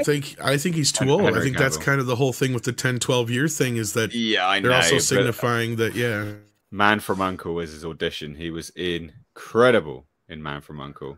And that was the audition for Bond, like through and through. I know he's not age appropriate now. I get it, but wouldn't he make? Well, not just that, he's too white and male, right? He's not what they're going for. You hit the nail on the head, Mr. H. They're going to go for somebody who's against type. Tom, I think you were right the first time. Ezra Miller. I mean, if they're going to go for it, freaking go all the way. Embrace it. Have a they them be Bond. Go all the way with it. Well, that or Elliot Page. Yeah. Yeah. Hate it. 4 foot Bond. Yeah, go all the way with it. Like, if you're gonna embrace the insanity, embrace it fully. Embrace it so much that the audience will recoil and reject and riot against it. Honestly, I bet people would love it if they got Tom Hardy or somebody like that to play the role. That would be a bit different. Age, though, again, age. Cavill, yeah. I think if it's not Tom Holland, which is another one that's been floating around, which I think he's too busy for it. He just too much of a baby face for it. But well, actually, baby face would be something they would want, and he also can be apologetic enough, apologizing every step of the way. Plus, he has web shooters. Oh. He'd stick to all the women a bit too much. From a creative perspective, he'll want to see the whole. You know, in the end, it's all about whether the show works or not. A lot is forgiven if something is successful. So all this prognostication is just prognostication. And we've been, quote unquote, lucky that what we've seen from Rings of Power, the original positions that people were taking online, have turned out to be correct, unfortunately. But in almost every single case, if the end product surprises everybody and is not like the way they are envisioning what the nightmare is going to be, then all is forgiven. The problem is it's difficult enough to create something successful without adding baggage to it. Someone just said Timothée Chalamet cast as Bond. He's also he's one that's been going around, the singer, he's feminine enough, the singer who's Olivia Wilde's crush. Oh, he can't act. But Bond doesn't need to act. he has social media following. That's right. You think that they care about acting ability? And we're thinking too limited, you guys. Bond is not going to be white. Probably I guarantee not. you. No, probably not. Do you think? I don't know if they do that. I think they would. I completely think they would. Yep. Maybe what was that? The chap that was in The Grey Man that was also, I think it was Bridgerton or something like that on Netflix. The new guy that everyone was fawning over. The Canadian guy who was in Is it Jean something? Well, Jean something? Season 1 of Bridgerton. Yeah, I've never seen it today. But yeah, him. Maybe him. He was hot. I wouldn't be that upset about it, but he's not as I don't know what his build is like. Honestly, I can't remember if he's gotten bigger or. But he's hot. He'd be very hot in the role for sure.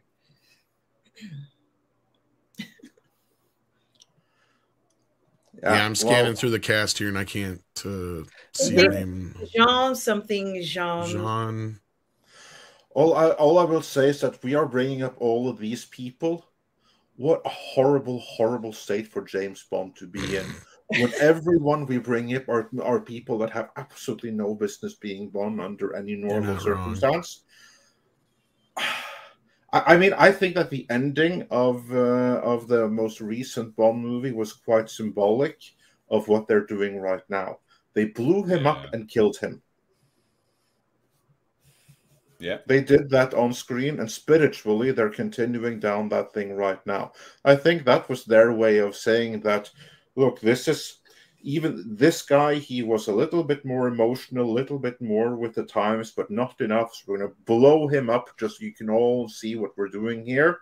And then we're going to move forward in a safer, more inclusive with the times James Bond going forward. I think that's what's happening here. I do not think that the audience will embrace it. And given that that's being the case, I just hope they go all the way. Well, that's right. Get ready for Bond. Insane. Get ready for Bond to have blue hair and tits. You should be Bond, Andre. He's a Norwegian Bond. I'm the one who posited, but still, it's the point. I don't think that the next Bond is going to be white. He's definitely not going to be. He may not even be a total he. Well, you know, Elliot Page is quintessential man. You know, that is what every man aspires to be. That is got a hell of a six-pack. But if Bond should need a special operative from Norway to help him out or help they out, they can give me a ring. Well, Sean Connery was a rugged guy, but not a pretty boy. No, that's what's needed. And same with Craig. So, you know, to me, it would be neat to see someone who was rugged, but handsomely rugged and attractive because of his self-confidence. We don't need to see a pretty boy. Bronson was good, but too pretty, I thought. I'll take a rough diamond. I'll take a guy like that. I'm fine with that. Although my wife would go to bed with Bronson at any time. Yeah. She'd leave me. No, and I'd have to give her permission. I think that the other wives certainly may contemplate those thoughts in a given situation involving a proper James Bond as well. But with that, Tom, let's do a few more of these super chats before we move on to the next and final scheduled topic, which is the Rings of Power. Oh boy. All right. Well, Xenobit says incompetent writing and very fancy writing. And we're losing Mr. H here, so I'm going to double check and see if we didn't have any for him specifically first. I think there was. But also, how'd you get fancy writing like that? How'd you manage that? Somebody told me once and I forgot how you do it. I finally figured out how to do like bold text.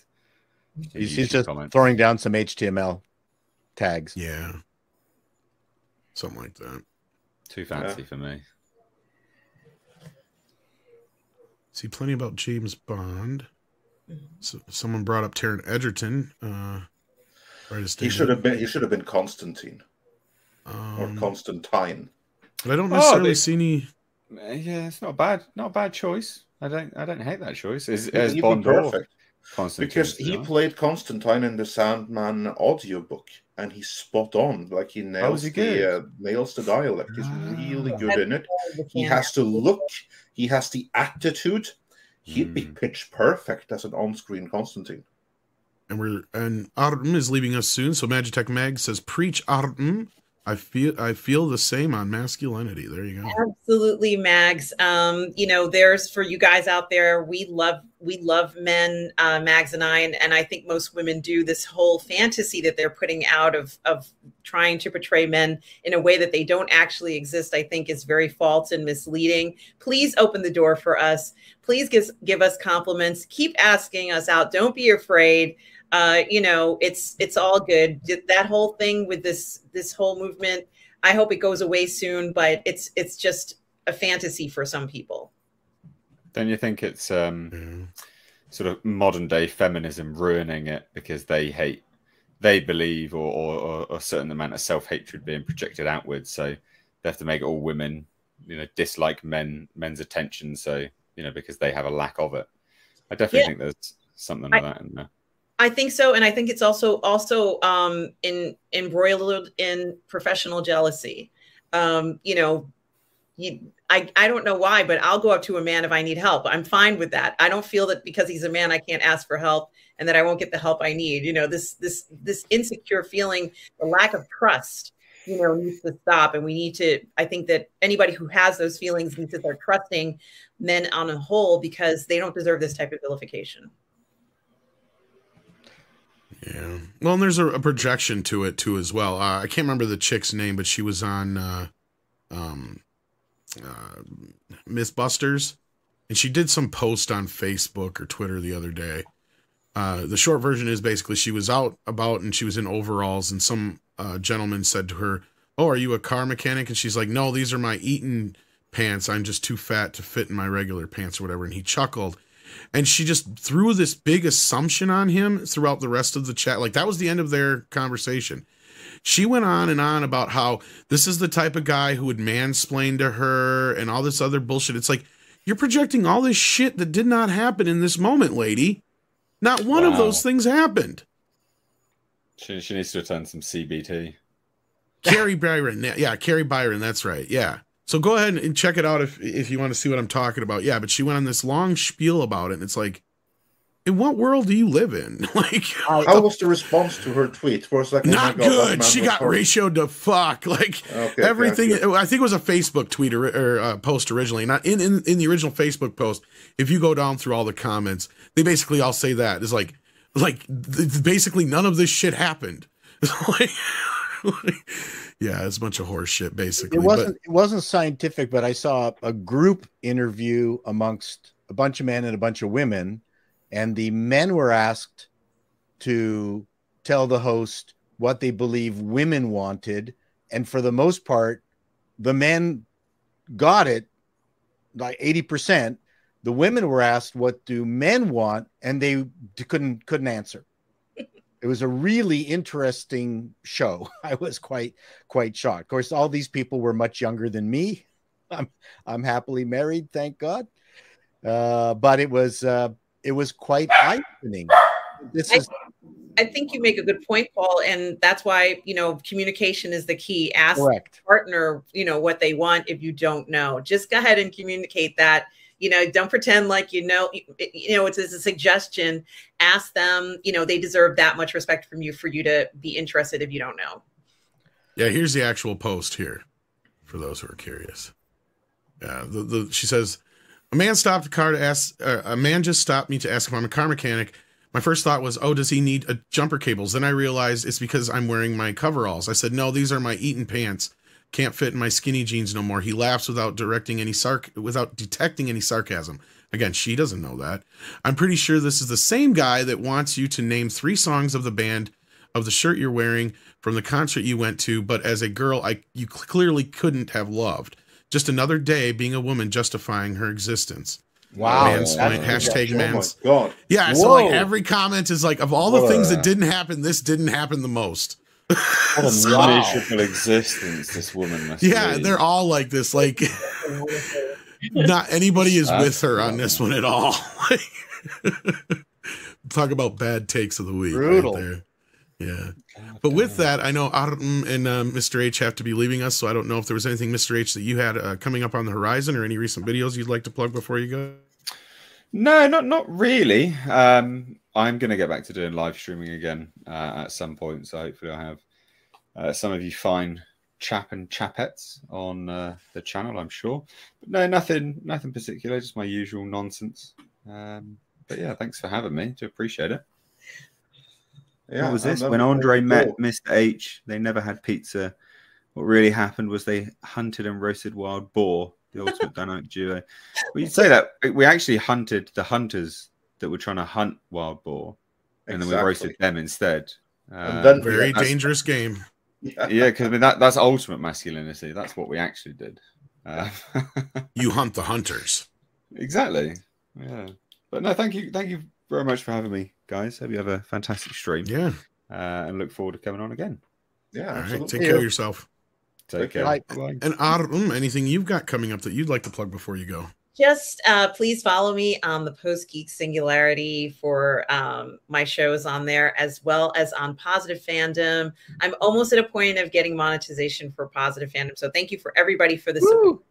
And thank you for everybody here. I always have such a great time coming on and speaking with the panel and hearing and listening to everybody's chats, reading that. It's always such a pleasure to be here.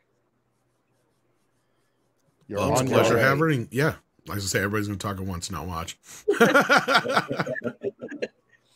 Goodbye, everyone. Take care, Autumn.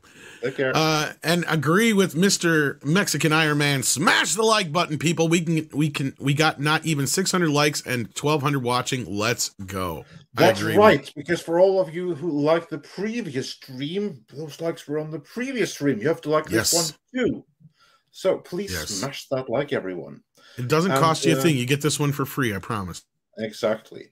And yeah, let's do a few more super chats before we get into the Rings of Power. Did we read that one? No, I hit the wrong one. It's still there. Okay. Yeah. Good. It was just way down the line. Mecha J says, sorry, I got a mouthful of candy bar. The way I see things is that when She-Hulk ends, it's just to be another MCU D+ show that most people will not go back and rewatch. Yes. Yeah, unfortunately, as Mr. H said, she's going to be in the MCU movies going forward. That's what's being set up here, which I positively dread already. Well, we already know she's in the secret invasion thing. She's in the trailer. Oh yeah, yeah. For some reason. Yeah. Yeah. So yeah, we Again, know she's another reason to just dread it completely. But according to Parrot Analytics, this show is a hit. It's a bigger hit than Rings of Power, actually, according to them. Well, that's a pretty sad indictment of the Rings of Power, isn't it? Or it's bullshit from Parrot Analytics. Take your pick. Yeah. There's a weird groove that She-Hulk has that I get that they've found. You can agree or disagree with the groove, but they've found something that does not exist in Rings of Power. So there's something to be said for that familiarity. This is just me with my executive hat on. Yeah. And for those who may not be aware of what Parrot Analytics is, it's a internet gauging company that will basically parrot anything you want them to so you can write a headline about it. So the name is fitting. I thought it's not just a clever name. Thought it was legit. They are technically supposed to be legit, but we've got more than enough proof that they'll basically write whatever fucking headline you want them to. So Joshua says, yes, I remember when John Smith became a huge Blue Smurf. Yes. Yes, indeed. Dash Attack says, Bond cannot be reinvented. The Craig films were a mistake. Die Another Day was the last true Bond film. There's a lot of people who feel this way. Not a ton, but yeah, a lot of people who are not in tune with the Craig films, I guess. I wasn't. Yeah, there we go. We have one right here. I couldn't quite. I liked parts of them. Yeah, I liked Casino Royale, but sorry, Tom, but yeah, it never got better after that. Really, Tom, you were saying?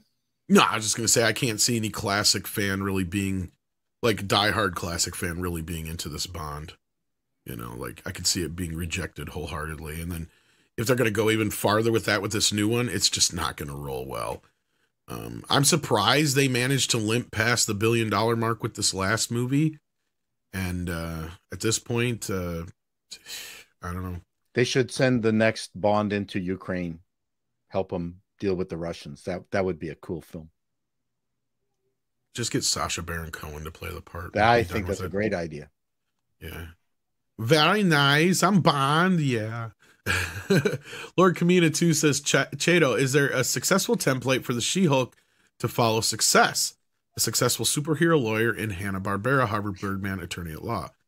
Yes, we brought that up before too, Lord Kamina. And basically that's kind of the similar ideas we had come up with.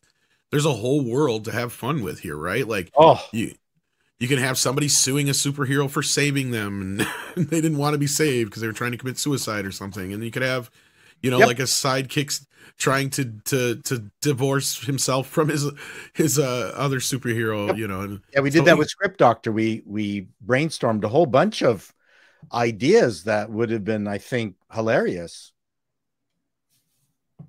Yeah, you could have one superhero who managed to save a store, but ended up destroying the store in the process and getting sued by the store owner. Or a wife. If you want to get updated, a wife divorcing a superhero because he decides that he's gay. I'm not joking. Or she's lesbian. Actually, that'd be even better. Yeah, or one or the other. I mean, it can get modern, but that's the trivial parts of life within the context of a superhero framework is what's funny. Exactly. It's the mundane. It's the things you don't get to see every day. Because that's what I loved about the Orville originally. Was I said it was Star Trek, but we actually get to see the toilet for once. And the wedding isn't a bad idea, but I mean, she should have shown up as Jennifer, and the bride comes up and says, "Oh, Jennifer, I'm so glad you came. If you turn into She-Hulk, I am going to roast you." Oh, so suddenly there's something bad could happen, but she's promised not to turn into She-Hulk because she doesn't want to ruin the wedding. So, they just missed opportunities in yeah, and there can be humor in that because even with her threats, it's like, wait a minute, who the fuck she thinks she's threatening? Like, she's She-Hulk. She could kick her ass, but she's like, that's like part of the whole joke of it is she's still, scared of this individual and then you for have whatever the reason. Yeah. All hell is breaking loose, and the minister turns to the bride and goes, "Do you, Miss Whatever, allow Jennifer Walters to turn into She-Hulk to save this wedding?" "Yes, I do." Now, yeah, that would work. See, it's not that hard. It practically writes itself. Jokes. See, I can do jokes. Carlos Estrada says, "Any chances to hire Juicy Smollier for Bond?" Actually, pretty good chances. Actually, that's a perfect choice right there. Perfect choice for him. I mean, why not? Why not? I'm being attacked by white villains. No, they're not. They're African. They're African guys. No, they're white bad men. I saw them. And he had sex with them. Yeah. Yeah. How would you like to go out on a date? Punch, punch, punch. I like it rough. Anyway, Casperius says they took a laser beam to James Bond, the thing, and that's just nuts. Yeah. Well, that was roasting his walnuts. Yes. Yeah. Roasting them. But now they've cut them clean off. Mr. Bond. Oh, yeah. Do you expect me to answer you? No, Mr. Bond. I expect you to be a woman. Die. Mexican Iron Man says, "I don't care what they do to Bond. I am still opening doors, buying dinner, and occasional gifts and picnics. Make me the next Bond. I am bringing a Latin flavor to the role." I would love to have a Latino Bond. It would make more sense than some of the other shit they're doing. Oh, yeah. Absolutely would. Could you imagine? Like I'm almost surprised we don't have like the Mexican equivalent of James Bond. And if they're going to make him a black man, I'd love it with that fantastic African accent. That rather than a British one. I love the African, not the South African, but the main kind of African accent. I love. And see, there's a way you could do this without destroying Bond, right? Like you could have a situation where he actually works with a bunch of his counterparts from other countries. Oh, for sure. There was some rumor that the woman who got 007 designation in the most recent film that she was going to be the new Bond. I guess that never panned out, or was that just a rumor? They were testing some waters, and she was yeah. supposed to get her own spin-off, I think, but that got hammered badly. Yeah, she was like Moses Ingram before Moses Ingram. Right. Xenobet says automatic doors, no one can complain. Checkmate. That's right. Well, there's always going to be car doors. That's the problem. And that's the other thing is one woman will decide that she wants a man to be one way and one won't. So it's already hard enough to do this shit. They keep changing the fucking rules. And yes, this is from last night, Mr. Tickle Trunk. Mexican Iron Bond, take my money. We were talking a little bit about that last night with Mikey becoming Bond, but he'd be Jaime Bandito. In from Mexico with love and tacos. Oaktown Girl says, I'm in the USA, Andre. Stop telling me to be afraid to to be afraid to hold the door open for me. Oh, it's not me telling you that. It's like, complain to your own countrymen if indeed men they want to be referred to as. I'm just referring what I heard from over there. I will hold the door open for you when I'm there, I promise. That's a lot of it has to do with professional women. I had a really good chat in a business setting with a woman who is a dating expert who helps C-level female executives date, because I won't go through the whole thing, but it was a fascinating discussion. Their expectations for their dates were off the charts. There was no man that these women would accept as even like not just dates, but a mate for life. And she said it was just impossible to coach these women to accept a lower standard in men. I'm sort of half joking, but and these women were now in their 30s, successful careers, and they were just at the edge of being able to have babies, and they were suddenly desperate to have a guy to have children with, who up to that point they never really thought they wanted to have children. But there was a fascinating discussion of just how difficult these women were to understand what the dating situation actually was and what the expectation of men were. I think that's a very, very good point. I mean, that's a little bit on the side of what we cover here, but that's kind of like the impression that I get, that some women, obviously not all, like I know that the women watching here are smart women, but some women out there, they have such ridiculously high demands, which have been fed to them through the media, through their peers, everything like that. They have like this, it's a princess complex. Checklist. Yeah, but the thing is that this Christian Grey that they're imagining is perfect for them. To the extent of which such a character exists, they're forgetting one key question. Assuming that this dream man even exists, what the hell do they have to offer him? Why would he want to go with them? Yeah, that's the question, and the answer. That's what they don't ask. From a Darwinian perspective, the 55-year-old man who is male who is making $500,000 a year is looking for a 22 to 25-year-old slightly used woman. Yeah, like the women, the man that these kind of women want, they don't want them kind of women. No, they don't want them. Nope, they don't want them at all, and that's what's freaking them out. Because this is like sort of just like a helpful advice to anyone out there listening. Whenever you're looking for, okay, what do I want in a partner? Then the final thing should be, what can I offer this partner? Yeah, because that's when you kind of have a match in there, and that's the thing that they keep on forgetting. What can they offer to this super Christian Grey guy? And the answer is that chances are, this super duper man that they're imagining, he don't want them. They have nothing to offer him, and they've done no work to be able to provide, let's call it the relationship style that kind of man would want. They've done no work.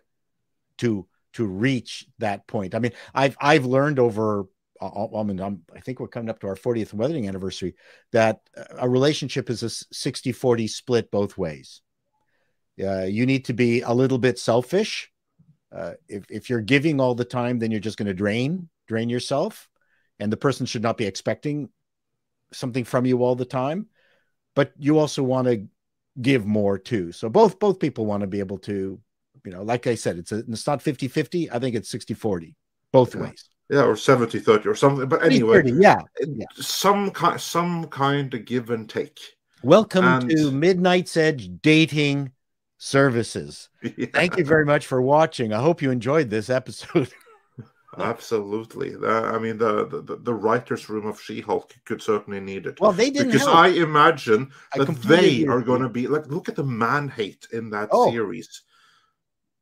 That's obviously people who have been dating people who are probably completely normal dudes, but who weren't up to their standards, and their standards were ridiculously inflated. But the worst part is, it's not the overt man hate, it's the complete lack of man understanding.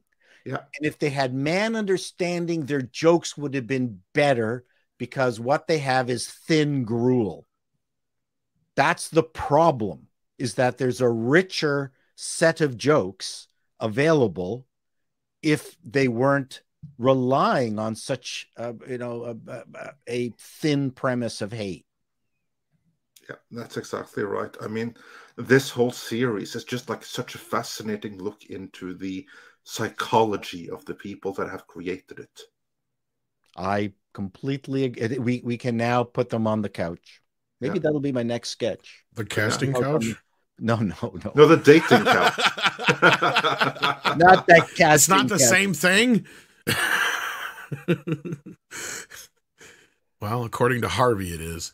Mech1164 says, now would be a good time to bring back Matt Helm. Oh, yeah. He was not a sexist. He was a James Bond parody. And I'm sure Arun is upset she missed out on the dating talk here, but yes. And then we got Horseradish Power says, I have all the Blu-rays of Bond up to Spectre. I'm good, thanks. Anything after that, I happily ignore. This is how evolved I am. So there. Yep. I hear you, Horseradish.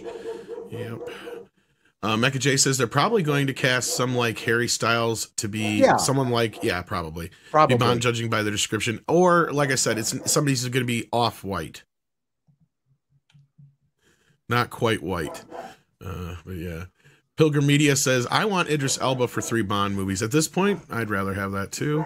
Oops, we jumped one there. And hang on, I got to go check with Sadie here. She's going to... Yeah, I'll grab these in the meantime while you do that.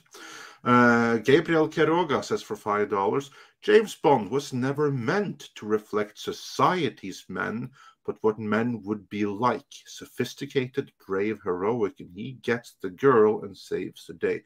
Yes, this is entirely right. I mean, James Bond, he probably was more reflective of what men were like in the 60s, but still he was an ideal in a sense. He was never meant to reflect the times.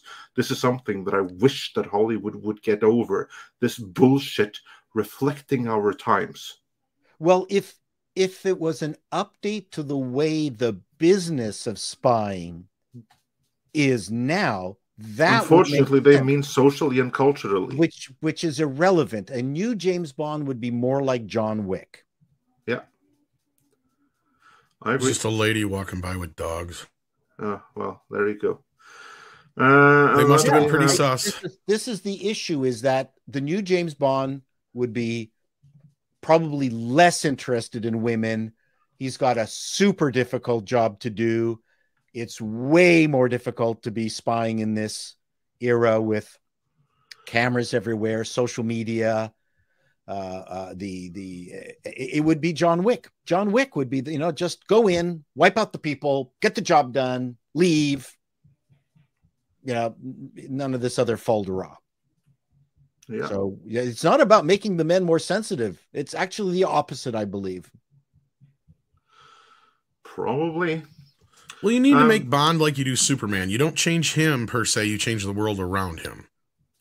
Exactly. Yeah, and they have to then adapt.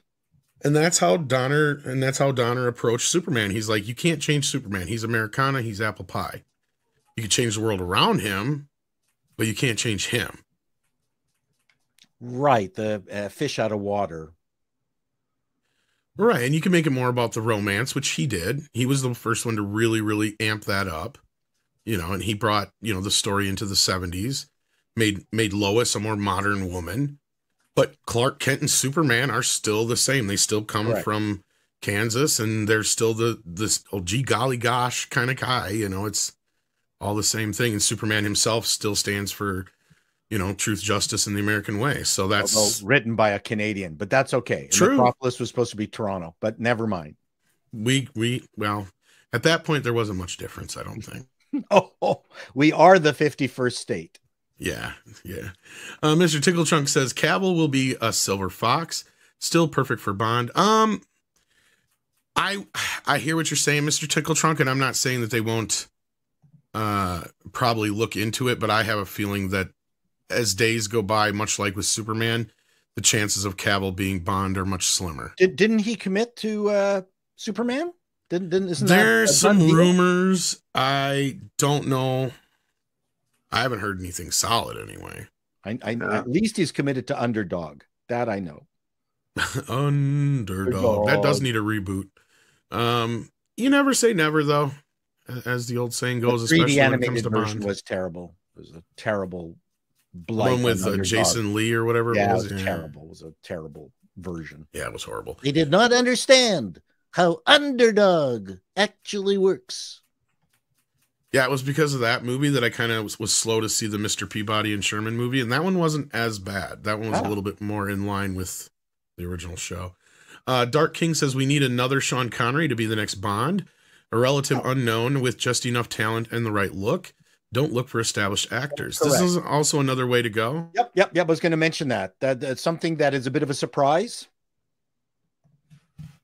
And longevity, and provides longevity, and the person gets identified as James Bond for the rest of his life. That's the only thing, is sometimes getting somebody to actually do that is oh, what a horrible life. The millions of dollars you make. Yeah. Being typecast. Dreadful. I just mean finding the right person, but yeah. I never understand actors who are crazy, like the Ted Knight, who was on Mary Tyler Moore. Yeah, his name was Ted Knight. And he played Ted Baxter on the show, and you know, the guy was in his 60s, got on a hit show, and then complained that he was going to be typecast as Ted Baxter for the rest of his life. I just meant that it's just difficult to find somebody like that, because like the only ones I can think of in history right now offhand would be like Christopher Reeve as Superman. And no, but there's people out there. Gal Gadot was ignored as a hot type, even though she was in the Fast and Furious movies, and then it took being the right person in the right role as Wonder Woman, where people went, oh boy, she is hot. Like, no one was talking about Gal Gadot in the Fast and Furious movies. No, that's true, and that's one of the last times they really kind of did that to a point, even though she had a few movies under her belt that I would consider bigger hits than others. But before Wonder Woman came, because she was not getting any of them of interest. So I mean, even Christopher Reeve and others had worked, and I think even Sean Connery had been working for a while too. It's not like they're brand new, but yeah. No, they have to have the skills, but generally it's someone who's been slogging away, and then they pop in the right person in the right role. Yeah. Carlos Estrada asks, will Bond have half-shaved head and cultural tats? Yes. I totally agree. Totally. Mr. Tickle Trunk says, do you think the new Octowussy will flop though? Yes. I think that if they do a bad take on Bond, it's doomed. Pilgrim Media says, for God's sake, Idris Elba, please reconsider. I think we got this one already, but hey. I would have loved him long. I wouldn't be against that. Yeah. Several years ago. Yeah, he's just a little too old now. Floral from Under a Rock says, Games Bondage incoming. Yeah. Maybe. Drive-by commentator says, seems since the classics are all tainted now, we're going to need renaissance of original new rugged action heroes with blackjack and hookers. Let's just get rid of the rugged action heroes and just do the blackjack and hookers. Sounds good to me. That, of course, is a Futurama joke. Thank you for that. And then BB Balal, if I'm saying that right, says, looking at my skin tone, a black bond sticks out like a sore thumb in certain countries, especially if you add more current day ideals. Yeah, that is also true, but they don't think that way. Parrot Head says, Bat Tom is better than Modern Bond. Oh, yeah, well, he's all about the pussy. That's why. Xenobit says, ye old English. Whoops, and then I jumped ahead. He's just showing off his HTML. He is. Tricks. Which I'm sure you could figure out pretty quick, too.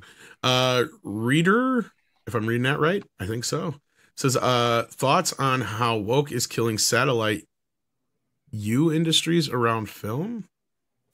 Satellite U industries around film? You mean like the caterers and stuff like that? I wonder if that's what they mean. Small businesses, small studios, is that what they mean? Yeah, if you can be a little bit more specific, reader. Is it writer or reader?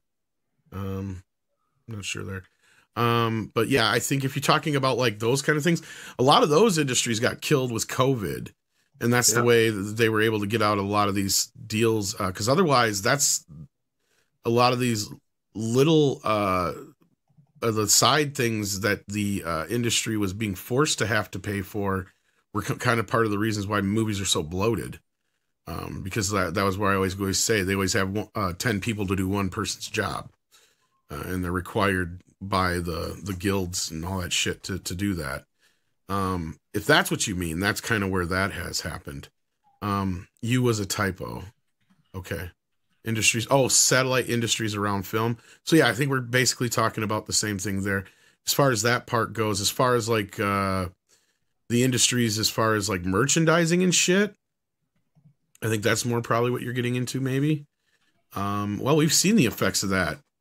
Hasbro is, what they came out and said about dealing with Rise of Skywalker and how that was the first Star Wars film to never have a 3 3/4 inch toy line because they had a warehouse full of toys they couldn't sell because they were characters that weren't in the fucking movie. So they just kind of threw their hands up and gave up at the end. And then I think that also led into them not getting on board with Baby Yoda right away, for instance. As far as the other stuff goes, theaters have managed to keep themselves afloat. But Paul, what other industries do you think have taken a hit due to woke more than anything? Well, the live theater, I have lots of friends in live theater. That was brutal. It killed it. A lot of actors suffered during COVID. I'm surprised the studios actually have they come out of it or not? I mean, are they still suffering? It's debatable from it. That's been difficult for them. But really anything to do with hiring actors, the stand-up industry was decimated for a good 2 years. So yeah, those were the two big ones that I know. Well, that had more to do with the pandemic, but I mean, I guess, what do you think maybe woke has affected? Oh, wokeism. Sorry. I thought. Yeah. No, that's okay. I jumped to, that was my fault because I jumped to the pandemic because like that was a clear point where a lot of these things went to the wayside, but well, wokeism is, I think, started to create an industry now that there are people willing to stand up to it. I think we've got a problem, at least from my perspective here where I am in Ontario, where these school systems are going all in on woke and decolonizing math and the craziest shit that you could possibly imagine is happening up here in the school systems. My biggest concern are just the number of people who are going to be churned out, who are going to be mentally modified by this. Lost generation. Yes, we're creating a lost generation. We've already created a lost generation, and we're just adding to it. The lost generation is working in Hollywood now and in many corporations. We see it now. We feel it now. Young people are complaining because the business environment does not feel like their college and university environments. They want this weird business is kind of foreign and everyone's mean to each other and no one talks to each other and it should be like school. And that's changing HR within corporations. I'm seeing that, and companies are acquiescing to these people. when they shouldn't be at all. And then again, you know, where our school systems are doubling down on this woke. So how is it going to infect the business? Maybe there's going to be a massive new audience for product that is ultra sensitive and doesn't hurt anybody's feelings. I don't know. That seems to be where we're heading. So there won't be any comics who are going to fight the good fight because the audience all wants to be pampered and bubble wrapped. I don't see how we're going to get out of this. At least many enough audiences. Well, and now will they be enough audiences that pay? That's the other question. The way that it is right now, there is no way out of it. I don't think so. There is no way out of it under its current control. And this is the end of Western civilization as it is right now. It's the end of Western civilization inside of 25 years, unless something radical happens and someone goes in and forces changes in the other direction. And even then, it's going to take 25 years to train a new generations to use common sense again. Funny how it took so little time. Took only 25 years to ruin 2,500 years of evolution. Yeah, they're not being taught common sense. They don't know how to debate. They're taught to value emotion, your emotion and defense with no thought to common sense, and decolonizing math. It's extremely dangerous. I mean, that has actually been done before. That has happened before in history. When there was a certain society who owned everything to do with science, everything like that. And then suddenly someone decided that math is against the will of God. And this person was able to get enough influence, get enough people to listen. And that society never, ever recovered. So I'm not optimistic about where we're going. The people who are creating the woke army think they're doing the right thing. I believe they are not. We have a nurse out in BC that was fired because she proclaimed there are only two sexes, and then the midwife association is trying to get her fired. So with just so many layers of people who just don't want to hurt the feelings of edge cases, I don't know. That makes me feel like I'm a radical. Well, from their point of view, you are.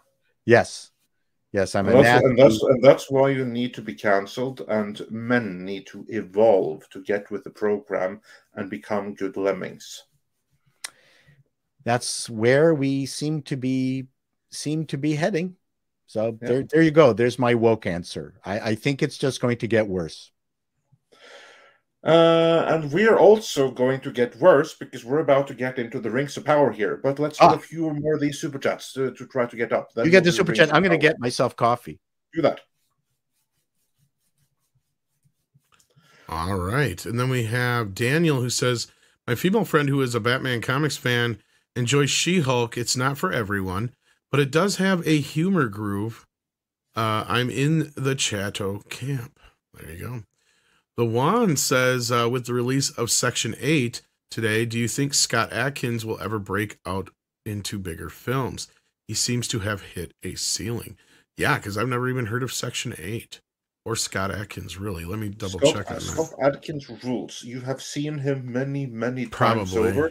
You just don't recognize. Okay, I have an idea who you're talking about. Yeah, okay. Scott Adkins. He's the guy that I actually would like to have seen as Batman. He's the guy that Sacha Baron Cohen described as Ukrainian Ben Affleck in one of his movies. He's British. And he kind of looks like a slightly Eastern European Ben Affleck. And he's a martial artist, and he's absolutely awesome. He has had lead roles in a number of what used to be straight to VHS movies. He's kind of like that guy. He's like the modern Frank Zagarino, that kind of thing. does the same kind of thing that that Steven Seagal did towards the end there, where he's going to be in like these action movies, and then he has bit parts in huge A-list productions. Like, for instance, he's one of the background martial artists that were sent into the Sahara Desert in Doctor Strange and stuff like that. And he's the lead of the martial art franchise. I forgot the name of it, like Undefeated or something. No, not Undefeated. Undisputed. He's the lead of the Undisputed franchise from the second movie onwards. Boyka. He's freaking awesome. And yeah, I think that he has hit the ceiling. He's not going to go any higher than he has right now. And most actors would kill to get where he is. But yeah, he's awesome. Love Scott Adkins. I want to see more Boyka movies. Exactly. There you go. All right. Adam Wolford says, how about Japanese James Bond? Oh, we already had that in You Only Live Twice or whatever, wasn't it? Eduardo Guerrero says, the Mexican equivalent of Bond would be Santo. Right, I would love for Santo to make an appearance in like next Bond movie. Have him, let him work with the Mexican Bond, and that way do as a soft reboot for Santo. That would be pretty sweet. All right, I'm back. Well, welcome back. We then have. I don't think we got that one. Oh, we didn't get this one. Okay. Yeah, you're right. Today, Adam Wolford says, today on She-Hulk, Today on She-Hulk, she takes on 20 clients that claim their kids are Wolverines. He says they are not, because they don't have his mutation. A paternity suit with another shapeshifter. It would be very funny. Maury says, you are not the father. Joe's Atmosphere says, I remain a Southern gentleman no matter what the SJWs want. I remain a flaming heterosexual to you SJ. I think he means SJWs, but it may not let him write that in there. That's a lesbian trapped in a man's body. That's a good way of putting it. Identify as a lesbian. Then we got Ajax the Greatest, who says, let's just do an older Bond. I think they were trying to do that in the Craig movies, but they just couldn't land it. Aging Bond could, done well, could be good. Yeah. And that's where I think maybe keep Cavill and certain other ones, maybe a possibility on the table, but that just does not go along with what Barbara Broccoli is putting out there. Yeah, a weary Bond, although Craig did a pretty good job of that, but that's an interesting idea. I thought Miller's aged Batman was a very refreshing take on Batman. I thought that was quite amazing. The Dark Knight. Yeah, and I like Affleck's version of that. Yeah. From my point of view, we already have an aging Bond movie. It's called The Rock, and it has Sean Connery playing James Bond for the last time. There's a lot of people who buy into that. What do you call that? Fan theory. Fan theory, yeah. Yeah. There you go. Action Com says, Chato, last night, someone asked if YouTube movies and series are ready to compete with Hollywood. You want to bring them down to earth?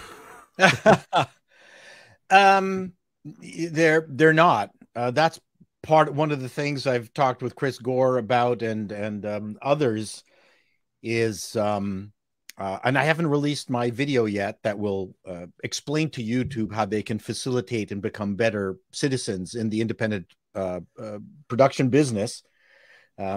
I have some brilliant ideas. Get ready for them. Maybe I'll do that video sooner rather than later.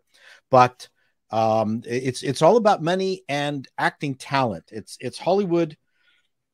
Sorry, the level of skill in Hollywood makes it very difficult for independent producers to compete with them on a slickness level, something that makes it look Hollywood. So even if you take a look at a mediocre film like that Tom Holland film where he was the adventurer or whatever that thing was, Uncharted. Yeah, Uncharted. It still looked correct. Like it had all the professional traits of a Hollywood production. you can have a great script and reasonable acting, but you're just going to get better actors in Hollywood. You're going to get, or in a Hollywood style production. I mean, they bring in people from Australia, Canada, the UK. Well, even everywhere. if you're able to do all that, you still don't have the machine that Hollywood does to get behind a project. That's the other thing. And the budget, and people don't understand the photography and the look of a whoops, I messed that up. Yeah, the look of a film so much has to do with how the backgrounds have been assembled, set decorations, stuff. Well, I mean, like more that. so the advertising, but yeah. No, but I'm just talking about the way the things that make a Hollywood movie look like a Hollywood movie are just so difficult to duplicate in an independent production because there's just not enough money for it. Money, yeah. It costs money to give it the kind of look that would allow you to compete with Hollywood. But what I'm saying is, even if you're able to, like, let's just say you were able to achieve that, promote it? You still don't have the promotion machine that Hollywood does. And it's not just about having the money to promote it, it's having the connections to promote it as well. Well, we now know you just go after the fans. We now know that too, but yeah, you have the machinery. That's all. But I'm talking about you have the Vanity Fair write up, then you have the Hollywood Reporter write up, then you have the Entertainment Weekly drop just before the show drops, and then you have the Good Morning America thing. It's all part of the machine, and if you don't have those intricate parts of the machine, even and like you just said, even if you have all those things, that doesn't necessarily mean you're going to have a success either. No. But what you're talking about here is, if you once in a while you'll get lucky and something might go viral, but that does not always equate to success in some way. Well, and a lot of times that viralness can come back to haunt people. In fact, it's things like that came back to destroy the fan film community for the most part, especially after Axanar and stuff like that. But yeah, I don't know if Paul has more to say on it. Rider is a good story because that completely shocked Hollywood. How they created the independent film production just from Easy Rider. But that was a complete accidental success. Yeah, and you kind of had a similar time to that with Tarantino and Kevin Smith and all those guys and Rodriguez in the early 90s as well.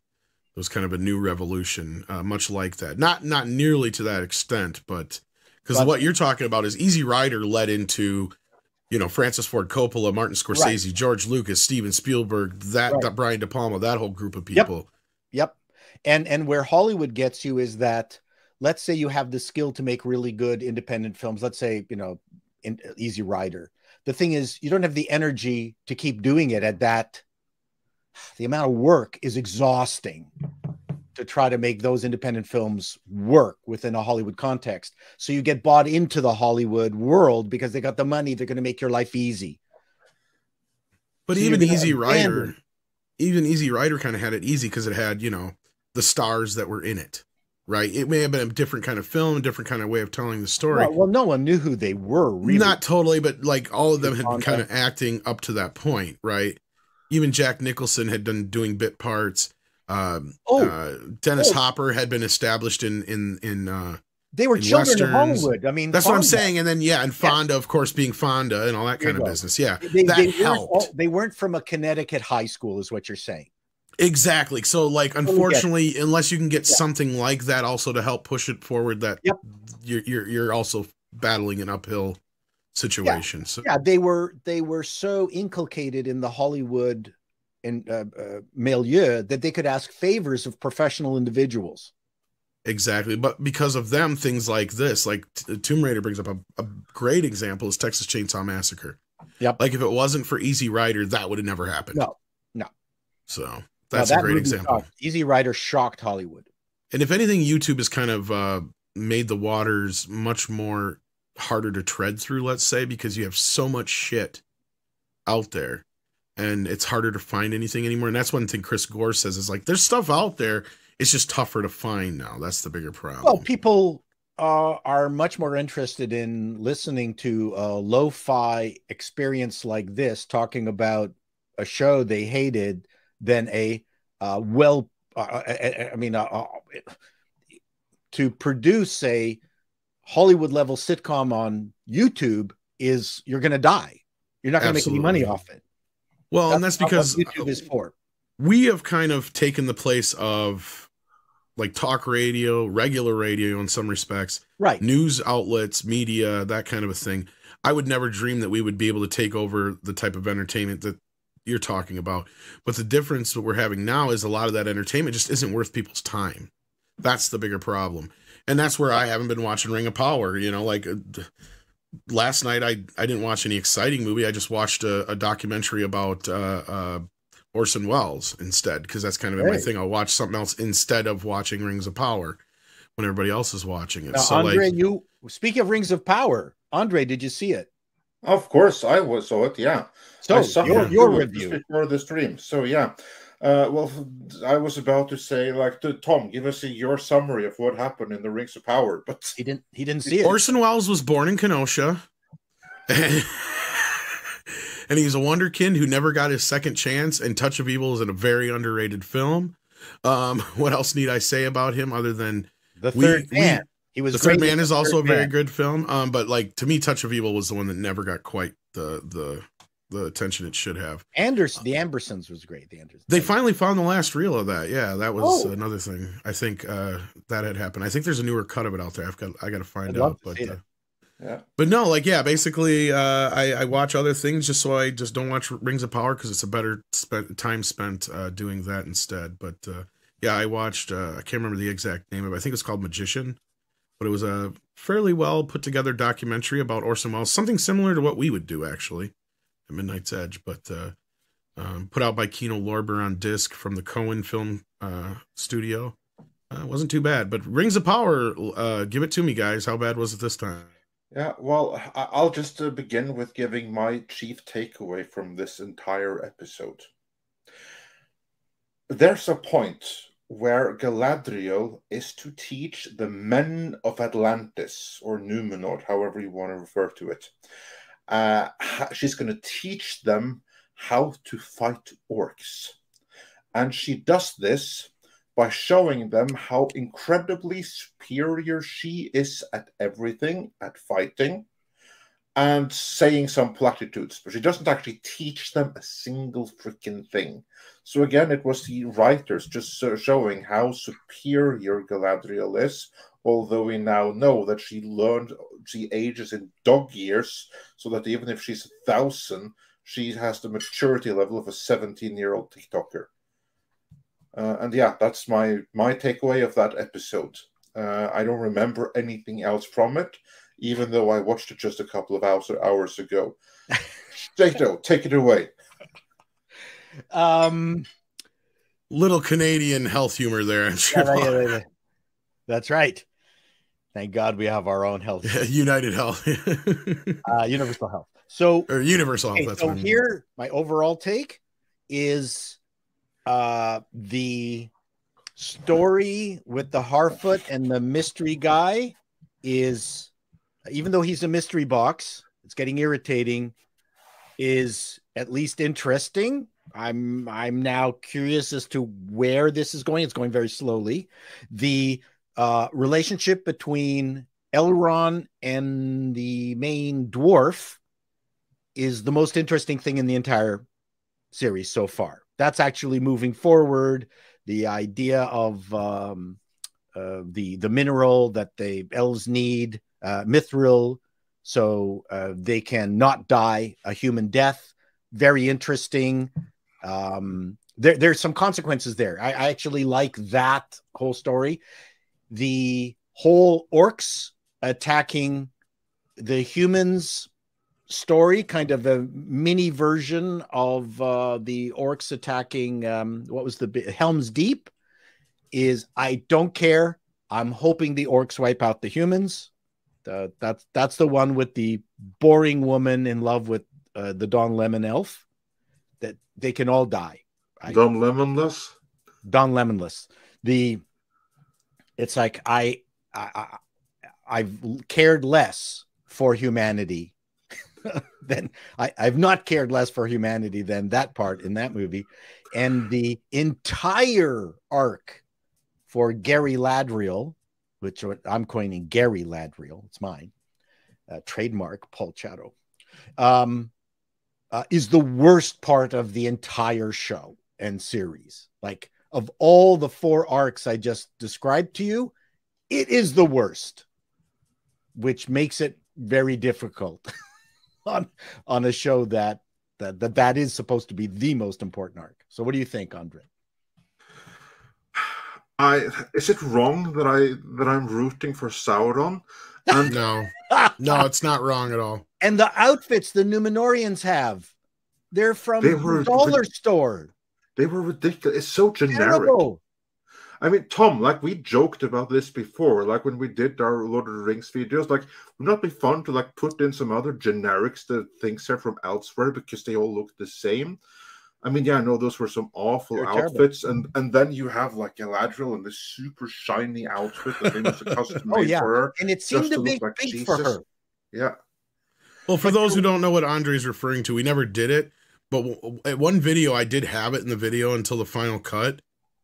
We were going to do a joke where we were going to throw in a bunch of images from other shows that weren't Rings of Power mixed in with Rings of Power show, and then halfway through the video, Andre was going to go, by the way, you have probably noticed, considering you've commented already, I'm sure that a lot of those images may not have been from Rings of Power, but we're curious as how many of you didn't notice, and now you know that most of those images were not from Rings of Power, and you didn't even notice, and then we just see the flood of people, like kind of like a joke, just to see how many people would or wouldn't notice the difference. And I actually did it live on stream once with a couple people, and they got some of them right, but I'm like, yeah, but you guys are YouTubers and you watch all this shit constantly. So I'm curious what, like the normies, if they saw these pictures just flashing in front of them from Wheel of Time, all these other shows, you know, they would not be able to tell the difference. Exactly. And the fight scene, Andre, you're right. I would have accepted it if she was doing one-on-one shit with the students. If she had been challenged in any kind of way, like why should we take orders from you? That's the only way where that would have worked. Taking on 5 guys at once and doing stopping. Yeah, and the worst thing was that she was supposed to teach them. She didn't teach them anything. She was hitting them in the bum with her sword. She was taking away their self-esteem before the fight. She did mention things like, don't drop your guard. Don't, platitudes. They knew that before. Yes. She didn't say a single thing that was useful. No. And then she was saying things like, don't get stabbed. It's like, thank you, we know. Do you have anything? Well, you haven't seen what she's seen. No. Yeah, exactly. I thought they did a reasonable job of choreographing it, but I didn't believe it. It was ridiculous. What was even more ridiculous was this guy saying, hey, whoever is able to like just be near her with the sword, nick her. Promotion to lieutenant. So like, oh, okay, so now you just promoted someone who lucked out and who's otherwise completely unfit to an officer. That's some nice strategy you have right there. No wonder you're going to get wiped out and Sauron is going to win. Because, yeah. It did disturb me that they're playing with lethal weapons that could even inadvertently hurt somebody really, really badly. It's not like an epee where they say, okay, let's just put the ends on the epee and let's go at it. That I'm going, okay, I'm totally on with that. But these were serious swords that they went, okay, we're just gonna go after each other and I'm going to be able to defend myself. I just didn't believe it. Yeah, no, not at all. It was utterly ridiculous, and the series is now past the halfway point of season 1. And now we can ask, do you think it's going to get better for the second half of season 1? Well, they're going to be fighting something in the Southlands, and I still don't know why she's going there. Neither do I. No one knows why she's going there. And I'm waiting for a twist ending of who Sauron really is, because you will know we hear about Sauron. I'm sure we have seen him. It's going to be like a mystery box. It's going to be like that lost king. He's going to be Sauron all the time, or something like that. Those evil elf people who were touching the remains, the fiery remains of the guy who looks like he's from Monty Python. No, I know. I forgot already. You know, the guy who stopped the dire wolves by smacking on the ground and hurting his arm and having to freeze it. Yeah, Gandalf. So, is he bad or good? I mean, we still don't know. I think that maybe he thinks that he's bad. Like, he had to be told that he's good. But now we saw but then we saw the filthy little gypsy girl towards the end there. She thinks that he's bad maybe after all, since she was running away from him in fear. He froze her arm. Yeah, exactly.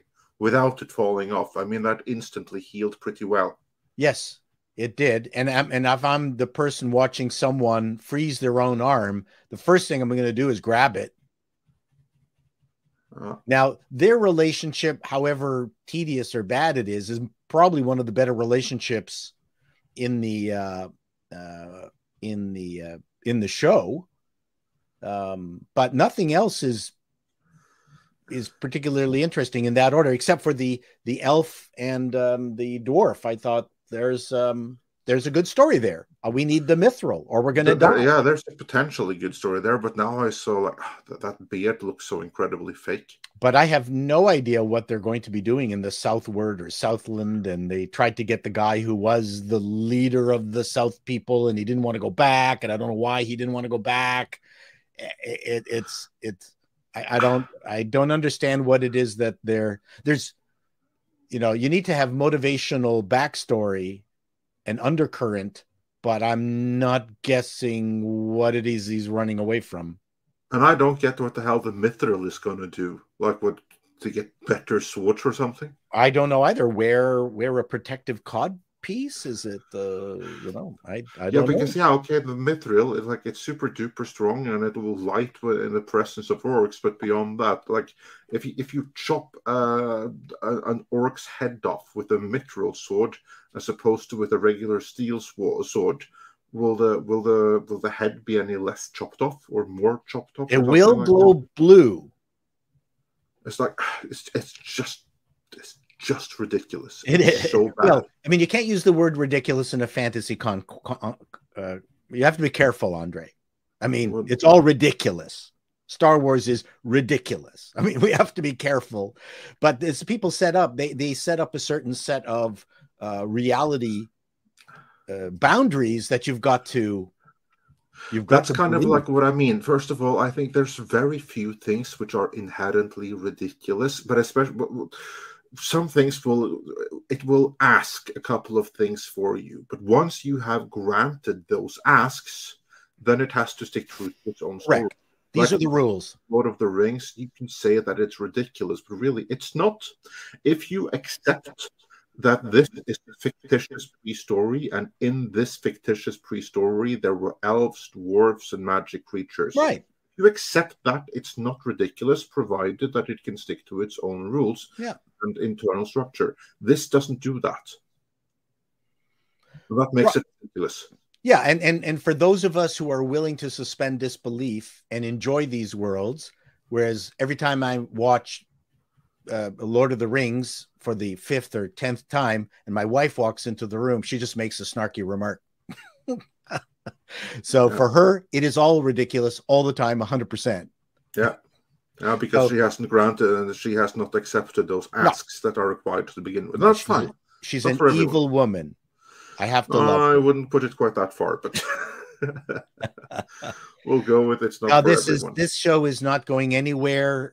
Parts of it are going somewhere, but the worst part of it, unfortunately, is the core of it. Yeah, unfortunately, that's exactly. I feel badly. I mean, a lot of work was put in there, and there were moments of actually reasonable dialogue. I didn't mind the dialogue between Isildur and his dad. That I thought, oh, that wasn't too bad. There were moments where I thought they got the poetry right. I thought the stuff between the High Elf and Elrond, that worked. I didn't mind the poetry in that. That worked for me. Yeah. There were things in here that I agree with you, that those things in isolation, if you had taken those out and put them into something else, they would have worked. But as a whole, this doesn't work. Where I disagree with you, I don't think it's sad. On the contrary, I am petty enough that I'm glad it doesn't work. And the reason for that is that this was an alerted disaster from day one. This is a series that Amazon never ever should have engaged in. They only had partial rights. It should have been blatantly obvious that given the right situation, given the very little material they had to work with, they should never have undertaken this enterprise at all. That was strike one against them. Strike two was then they hired a wrong production company that had a really lousy pitch that they accepted. And then that production company set about actively disrespecting the source material and the fans of that source material every single step of the way. You mentioned before that there is no relationship between the fans and these creators. That's not on the fans. That's on these creators. Yep. They are the ones that have alienated everyone every step of the way. In that sense, I don't feel bad. I'm glad it fails. It's important that this fails. It needs to send a message that you can't do this. You can't go and adapt something that you do not have enough rights to adapt and then do it in the worst, most disrespectful way possible. That only subverts, that doesn't adapt, it only subverts. This, I think, is a needed failure. And I'm glad for that failure. And I don't really feel bad for anyone else because everyone else working on it, from the individual staff writer who only adds in things, to all the gaffers and all the technical personnel, all the actors, they all got paid for their job. And this happens sometimes in real life. You do a job and you get paid for it, and people don't like it. This happens in every industry, all across the board. Don't have to be any personal. But in this case, I am very glad that Amazon are being financially punished for their series of extremely bad decisions. I think they're going to turn it around in the next episode. I think they're going to try, and I think they're going to fail. I don't think not the next episode, but next season. I think they're going to do exactly what they did with Star Trek Discovery, where each and every season is a course correction from the last one. But they can't make it work because even if they were to do a complete change in all of the staff and everything like that, they started on such a bad foot with such limited source material. There's no fixing this. There's no way to do it. You don't think that they're going to have to find Sauron at the end of how many episodes are they doing? 10? 10 at a time? I think we've seen Sauron already, but it doesn't matter. Like, the whole setup is fundamentally flawed. I mean, it's not a matter of like now fulfilling the story. It's like this whole thing they're doing. It doesn't make sense. It doesn't fit into canon. It doesn't fit in with anything. It's just this alternate thing. One of the things that bothers me is the small scope of the number of people who are involved when it comes to the battles. It's so weird to have so few humans up against the orcs. Jackson's Lord of the Rings, marshaled, all this humanity to fight to the very end.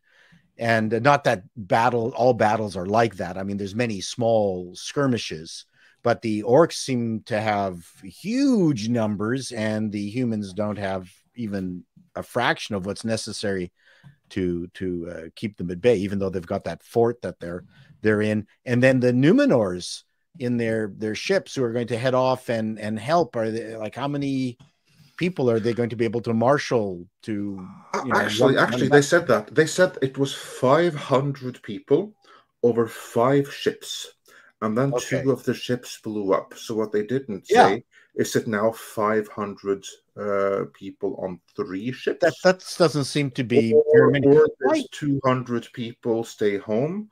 Or is it going to be like in the final season of Game of Thrones, where they slaughtered everyone in one episode, but then respawned them for the next one when they needed them again?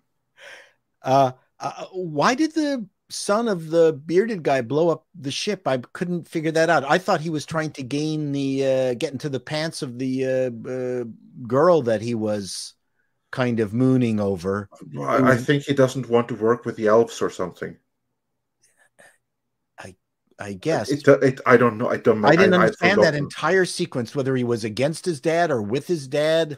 I think if that sequence had been in the same episode as last episode, because that was a direct follow-up from a previous conversation or something, that these inept and incompetent writers split up over 2 episodes when really they needed to be in the same episode, because otherwise you're gonna like forget. Like they said A, and then they left the B for next episode, so you had forgotten about the A by the time they came around to it. Like as we both have. Like I can't for the life of me remember either. Yeah, I remember there was a setup, but that setup was episodes ago.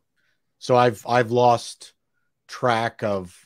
I don't blame you, because this is not engaging enough to keep track on, and I find that I have to, as I watch it, I have to remind myself, okay, who the hell is this? And right. What does he or she want? When I continuously have to remind myself about that as I'm watching it, something is wrong. Something is very wrong, because then they're not engaging enough that I remember. When I have to keep on, okay, no, oh yeah, this was this guy. What's this guy's deal again? And that's kind of what you have to do here. Because I didn't write notes, and because of that, I'd completely forgotten. Why the hell is he doing this up? What's in it? It's something to do with the elves, something. Don't want to work with them or something like that. It don't make a lick of sense without having watched that.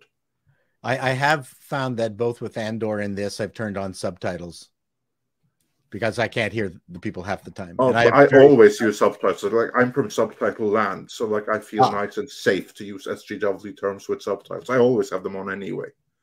Like yeah, even in my native language, I prefer watching with subtitles. Yeah, because I couldn't hear half the dialogue in Andor. Everyone was using movie voice. But, there's not a lot that bodes well for this. Sometimes I take a look at Rings of Power, and even if they kept the beats exactly the same, would I have changed certain things? For instance, the constant mystery, I think, is detrimental. You need to have a revealed goal, and then you need to have something happen, and then you need to find a way to get out of the predicament that you found yourself in. The orcs are finally attacking the dull woman and Don Lemonless. Finally, they've got their all their little hidey holes built so they can go through all the villages to attack them, which I thought was kind of stupid anyway. Oh, I just remembered another thing. We also got another confirmation that elves age in dog years, because Don Lemonless, he told his 14-year-old son that what you did in 14 years took me 200 to achieve.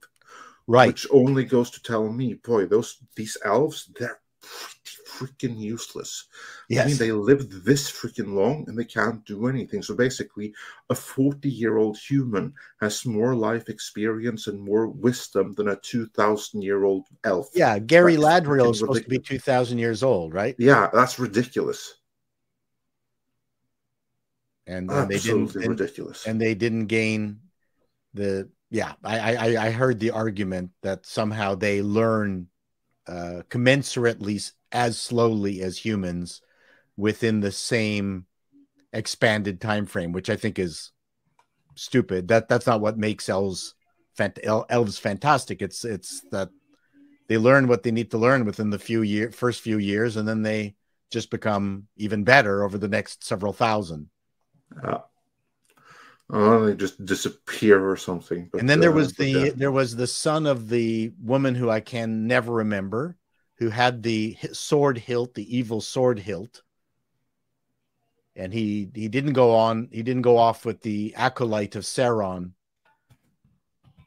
to run off with the black elf, and I mean the black elf in the traditional sense, not in the Don Lemonless sense. Yeah, it's confusing. I don't know what they did with that young kid anymore. I thought he was going to be bad, but now he's got the sword hilt, and the sword is in the tree somehow, or a carving of that evil sword is in the tree. Yeah, what does that mean? No one knows, not even the writers. But I'm sure we'll get what passes for answers in the next few episodes here, which I think we're going to struggle with equally much as anything else. There you go. I have nothing else. This is like a struggle session. You're right. Yes. I'm done. Yeah, I'm done. I'm struggling to stay awake through this. That's for sure. Yeah, I mean, we lost 300 people just walking. Oh Lord, you did. Oh boy, they all fell asleep on their keyboards, I think. Sorry, 300 people. That's all right. 300 Spartans just took the fuck off. They're just like, we are Sparta. We're not listening to this. Exactly. Nelson Sharita is listening, though, hopefully still, and says, Andre, I have a question. What is best in life? Crush your enemies, see them driven before you, and hear the lamentation of their women, is what Arnold Conan's handlers would tell him to say. And three-titted women, yeah. Yeah. Don't forget that. Very important, yeah. Very important detail. Yes, and well, let's move on with the I like my laminated women. Laminated, that's like plastic. Yeah. Yeah, a lot of the women I date are plastic now. Dark Winter says, what if Jen and Bruce are Skrulls? You know, I never even thought of that. Well, then Hulk and She-Hulk are Skrulls, and humanity has big problems. That's what happens then. And with how shit Marvel is right now, I wouldn't be surprised. I was going to say, good guys. Well, the reaction to Samuel Jackson's Nick Fury being a Skrull in the last Spider-Man movie before the newest one did not roll over real well with people. I remember that was not ridiculous. Yeah, so if this is the case, get ready for eruption, because this would be... The problem with the Skrulls is that they can be anybody, anytime. They're Deus Machina characters. Yeah, if they did that, that would be very bad. And not only that, it would make no sense to have the flashback scene, because that would literally just be to fuck with us. So... that's why you got to be very careful when you try to do these funky little twist things, you know, because you can always pick out mess ups like that. EVA unit, 4A sends in $50. Whoa. Holy crap. And says, I am a 40-year-old virgin as of today. Well, happy birthday. A living meme. Hey. No, you're just waiting for the right woman. That's all. I hope or man, if you're into that. You know, and based on the statistics that Mr. Chato gave us earlier, I think that there are many other 40-year-olds in that position too. So that the title of that movie is no longer what it once was. But anyway, sorry. Carry on with the super chat, Tom. I hope you have some good news for today from Star Trek and Star Wars. I could use a pick-me-up. Keep up the excellent work as always, Midnight's Edge. Without respect, we reject, and go woke, go broke. Nothing as far as like good news per se. I have some. Go ahead. I've been getting loads of Star Trek news lately. I still have to go through them, see what I can do about vetting them, and do a video on them. But to give like a slight tease. New Trek is struggling and is at its final feet because Alex Kurtzman, the new powers that be at Viacom CBS, or just Paramount now, I mean, just like everyone else, are gradually starting to see through the fact that Bad Robot isn't actually earning them any money. Apparently, some people at Paramount have also been looking at some numbers and seeing, hey, Mr. Kurtzman, you know what? You actually haven't made us any money. On the contrary, you've lost us money and loads of it. We have some deals and stuff like that with you, but we're not too sure. We're interested in funding much more of this Star Trek of yours. So there may not be a Strange New Worlds Season 2. Wow. may not be much beyond this. Like this, again, this is stuff that I have not yet vetted. And a video on all this will be coming, but Alex Kurtzman, from what I'm hearing, he ain't too pleased right now because they're turning their backs on him in Paramount. And indeed, it's been a long time since we had like anything announced on in the world of Star Trek. Yeah, we know that there's a new batch of comics coming from IDW. We know that Picard season 3 is coming. They're hyping that up, but that was filmed in the same production cycle as season 2. There's not anymore. There may not be many more production cycles coming. So that's extraordinary. That does go along with what Robert Meyer Burnett and I had kind of uncovered about the whole Kiva Goldsman and now recently with Picard thing, and we're on the cusp of seeing that play out. So I can see that, and there's some desperate stories being pushed out there. I don't put any stock behind, like a recasting of the Next Gen cast for a Star Trek 4 movie. I'm like, no. If there's any truth to that, that is JJ really getting desperate at this point, because that's kind of what we had been hearing up to this point. And the proof is in the pudding with every time they announce a Star Trek 4, it's literally a countdown to when it's going to get announced that director has left and a new director has come into the project. Exactly. Because it is a constant revolving door there for the last 5-6 years now of Star Trek 4 projects that are just not, they've gone from, it's going to be, Kirk meeting his father to they're not going to do the Kirk meeting his father thing. They just want to be able to get the old cast back, to they might just get a couple of the cast members back. But then you hear people like Chris Pine going, I have not seen a script. Nobody's talked to me.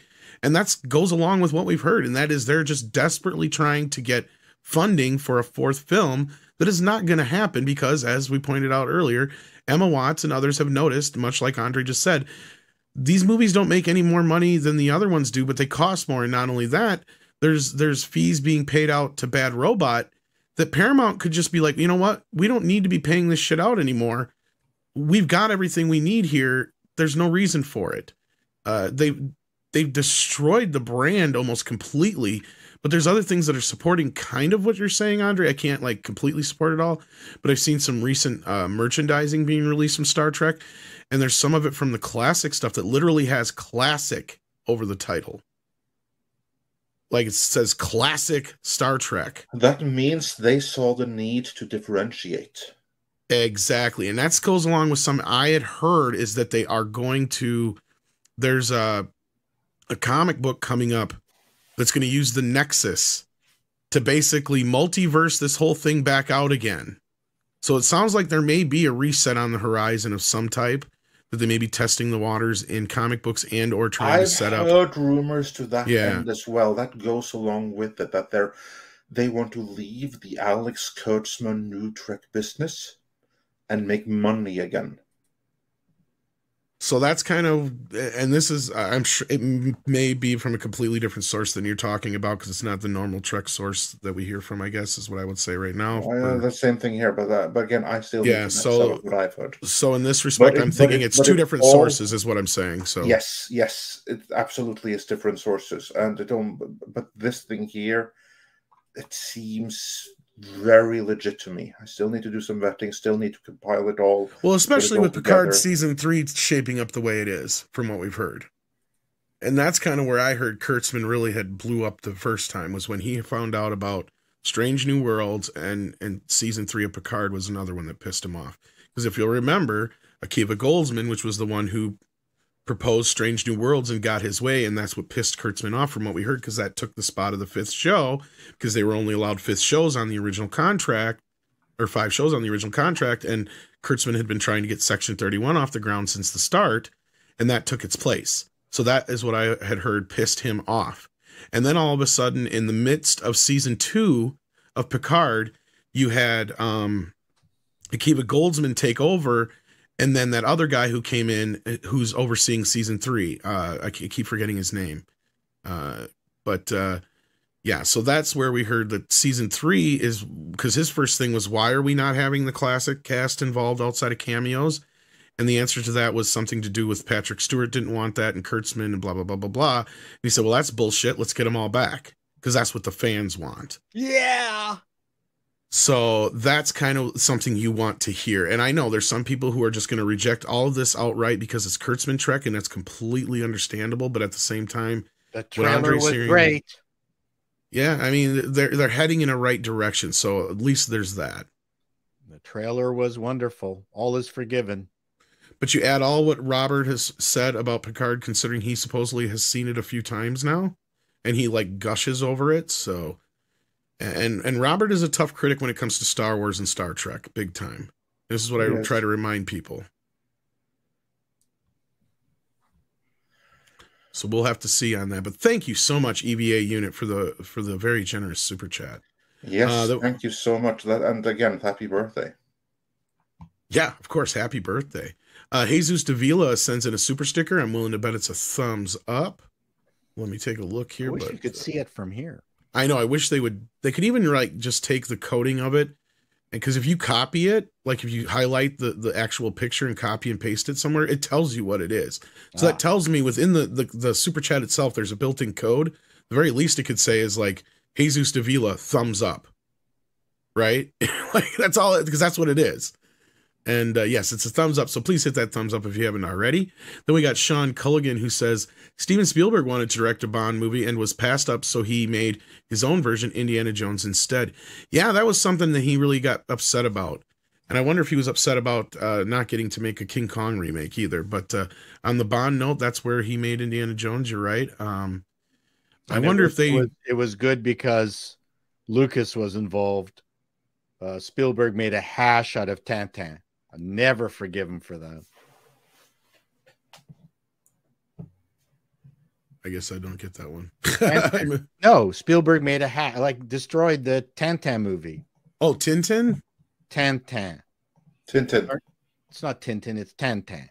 Yeah, for the French, everyone else is Tintin. Gotcha. Sorry. I missed it. That's where I was like, is he sorry? Tintin? I thought okay, gotcha. No, it's Tintin. You're yes, yeah. Fine. Tintin. I didn't get the French. I'm still upset we didn't get any more of that. I love that movie. But I'm doing a video on why that movie sucked. Well, I thought it was. I'll tell you. Pretty happy with it. Well, I look forward to the video. I look forward to. Just the video. Be careful. He had a big debate about Ridley Scott with a few people. So who did? Andre, and then he pulls me into the shit. Oh, I like having debates on this. So. Oh, we're good at that. We love doing that. Oh yeah, and then we take it well. We're not no one's mad. But yeah, the plan for that was Spielberg and Jackson were going to alternate, right, Andre, to make a trilogy. I think was the original plan. That was indeed the plan, but we are really late now. So even okay, we got to get going. Diego Luis Mamani Carrizo, if I'm saying that right, sends in €2 and says, Wired Italia says a Rings of Power's problem is the writing room. Yeah, it is. Indeed. A lot of the media is starting to call this bullshit out. Yeah. And welcome Jason Webster to the Midnighter level. We appreciate the support and thank you for being a member. And I believe Kitty Bear also had a milestone earlier, if I'm not mistaken, if I remember correctly. I don't think there was a chat. I'm sure Six will correct me if I'm wrong in the back here. But we have here we go. Kitty Bear, speaking of, says go watch The Imperfects. I've heard of this, but I haven't had a chance to check it out yet. Kitty Bear, I will try and do so if I get some time. And then this is one I highlighted because people have been asking us a lot about this. Yankee Doodle Dandy wants to know, no talk of Warner Brothers possibly being sold to Comcast. We'll get back to that on Monday. The short version I will say is as of right now, I have heard or seen nothing that supports this outside of a couple people who are supposed analysts that are saying this. Yeah. So it's not real news. It's analysts suggesting. Although there's kind of things that I get where they're coming from that Zaslav is doing that could be perceived as this. I don't think Zaslav is going to turn around and sell Discovery and Warner off. That just we have seen such predictions fail before. Yeah. Mark's Man of 11-7B says, did the rings at any point explain how people of Numenor are enhanced human? They live for a couple hundred years. Are they physically better than other men? That's a good question. If they explained it, I missed it. Do you recall anything like that, Paul? No. No. Probably. I don't remember the Numenorians being described as enhanced humans. And yes, Kitty Bear also joined at the Midnighter level. Thank you for bringing me up to date, 6 in the background. And thank you, Kitty Bear, for that. So no, that's, to me, maybe they just fucked up not thinking about the timeline.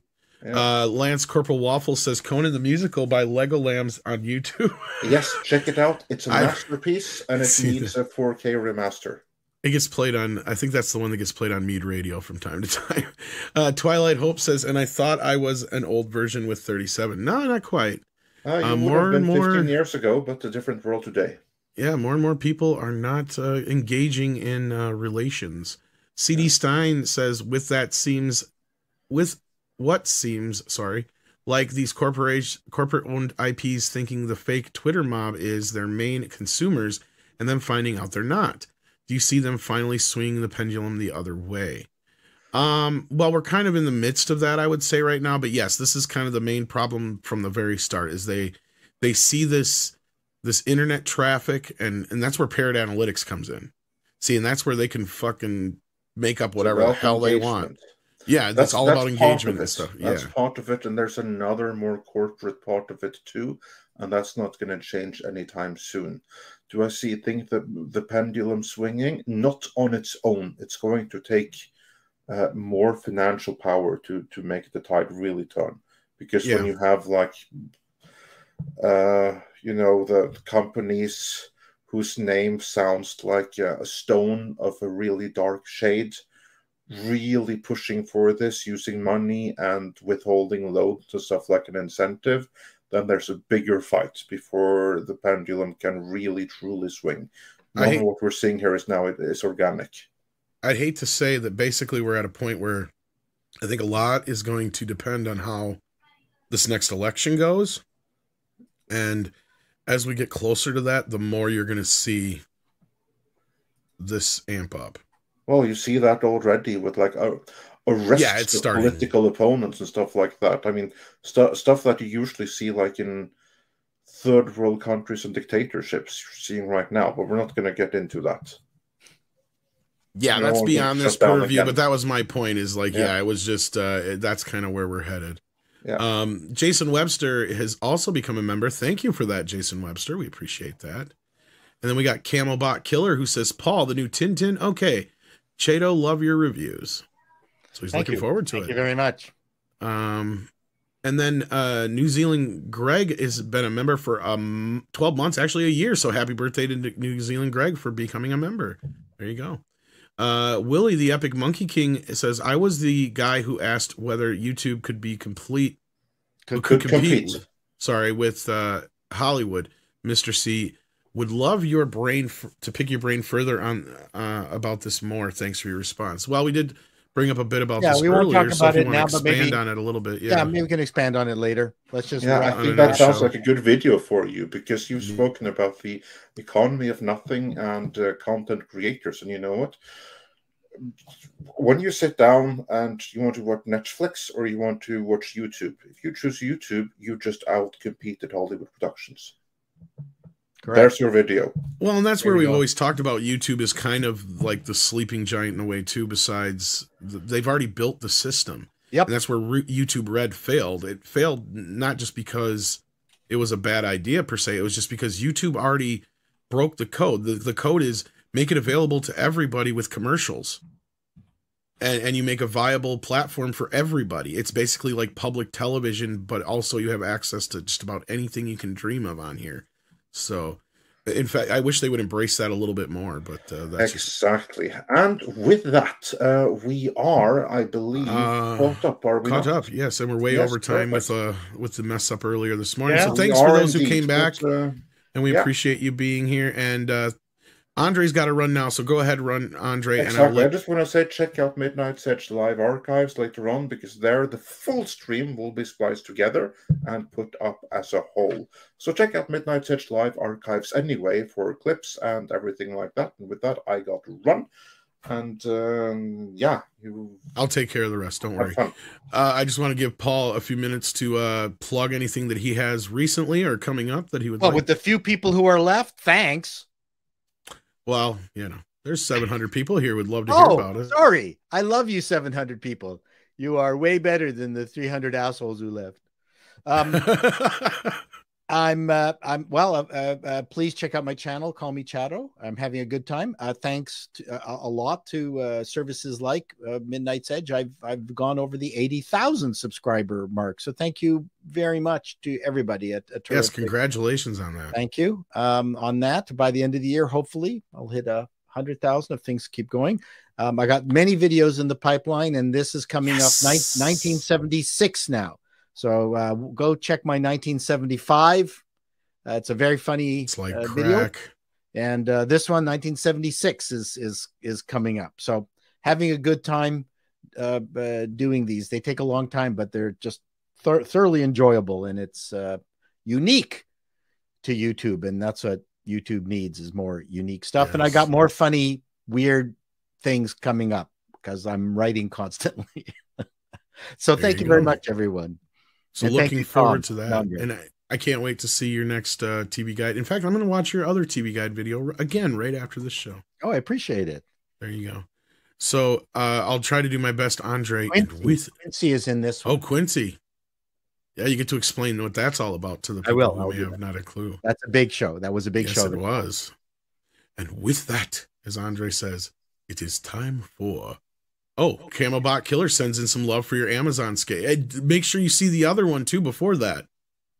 With my terrible British accent. The Rings of Power. That's right. Yeah. I'm here to sell you the entire Lord of the Rings over, Mr. Bezos. Are you sure it's all of it? Very good. I'm even shaved for today, so I look perfect. Are you sure it's all of it? Oh, yeah. I got more. Here we go. I'm pretty sure.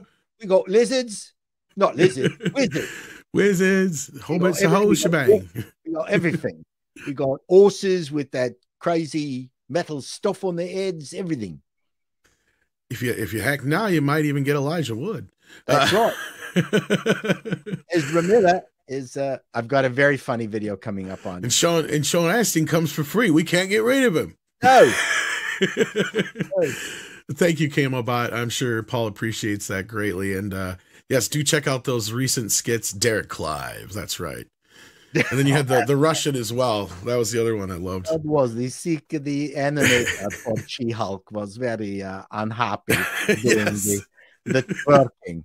The lowest moment in my 3D life. Indeed. And with that, as Andre says, it is time for the Koalas in the Rain. Thanks, thank you so much, everybody. Take care of yourselves. And thank you, Paul, for being here. We appreciate it. But not you too, brother. Way. Oh, total homo. Koalas in the rain. Koalas in the rain. No fucks given. Koala, koala. Koalas in the rain. Koalas in the rain. No fucks given.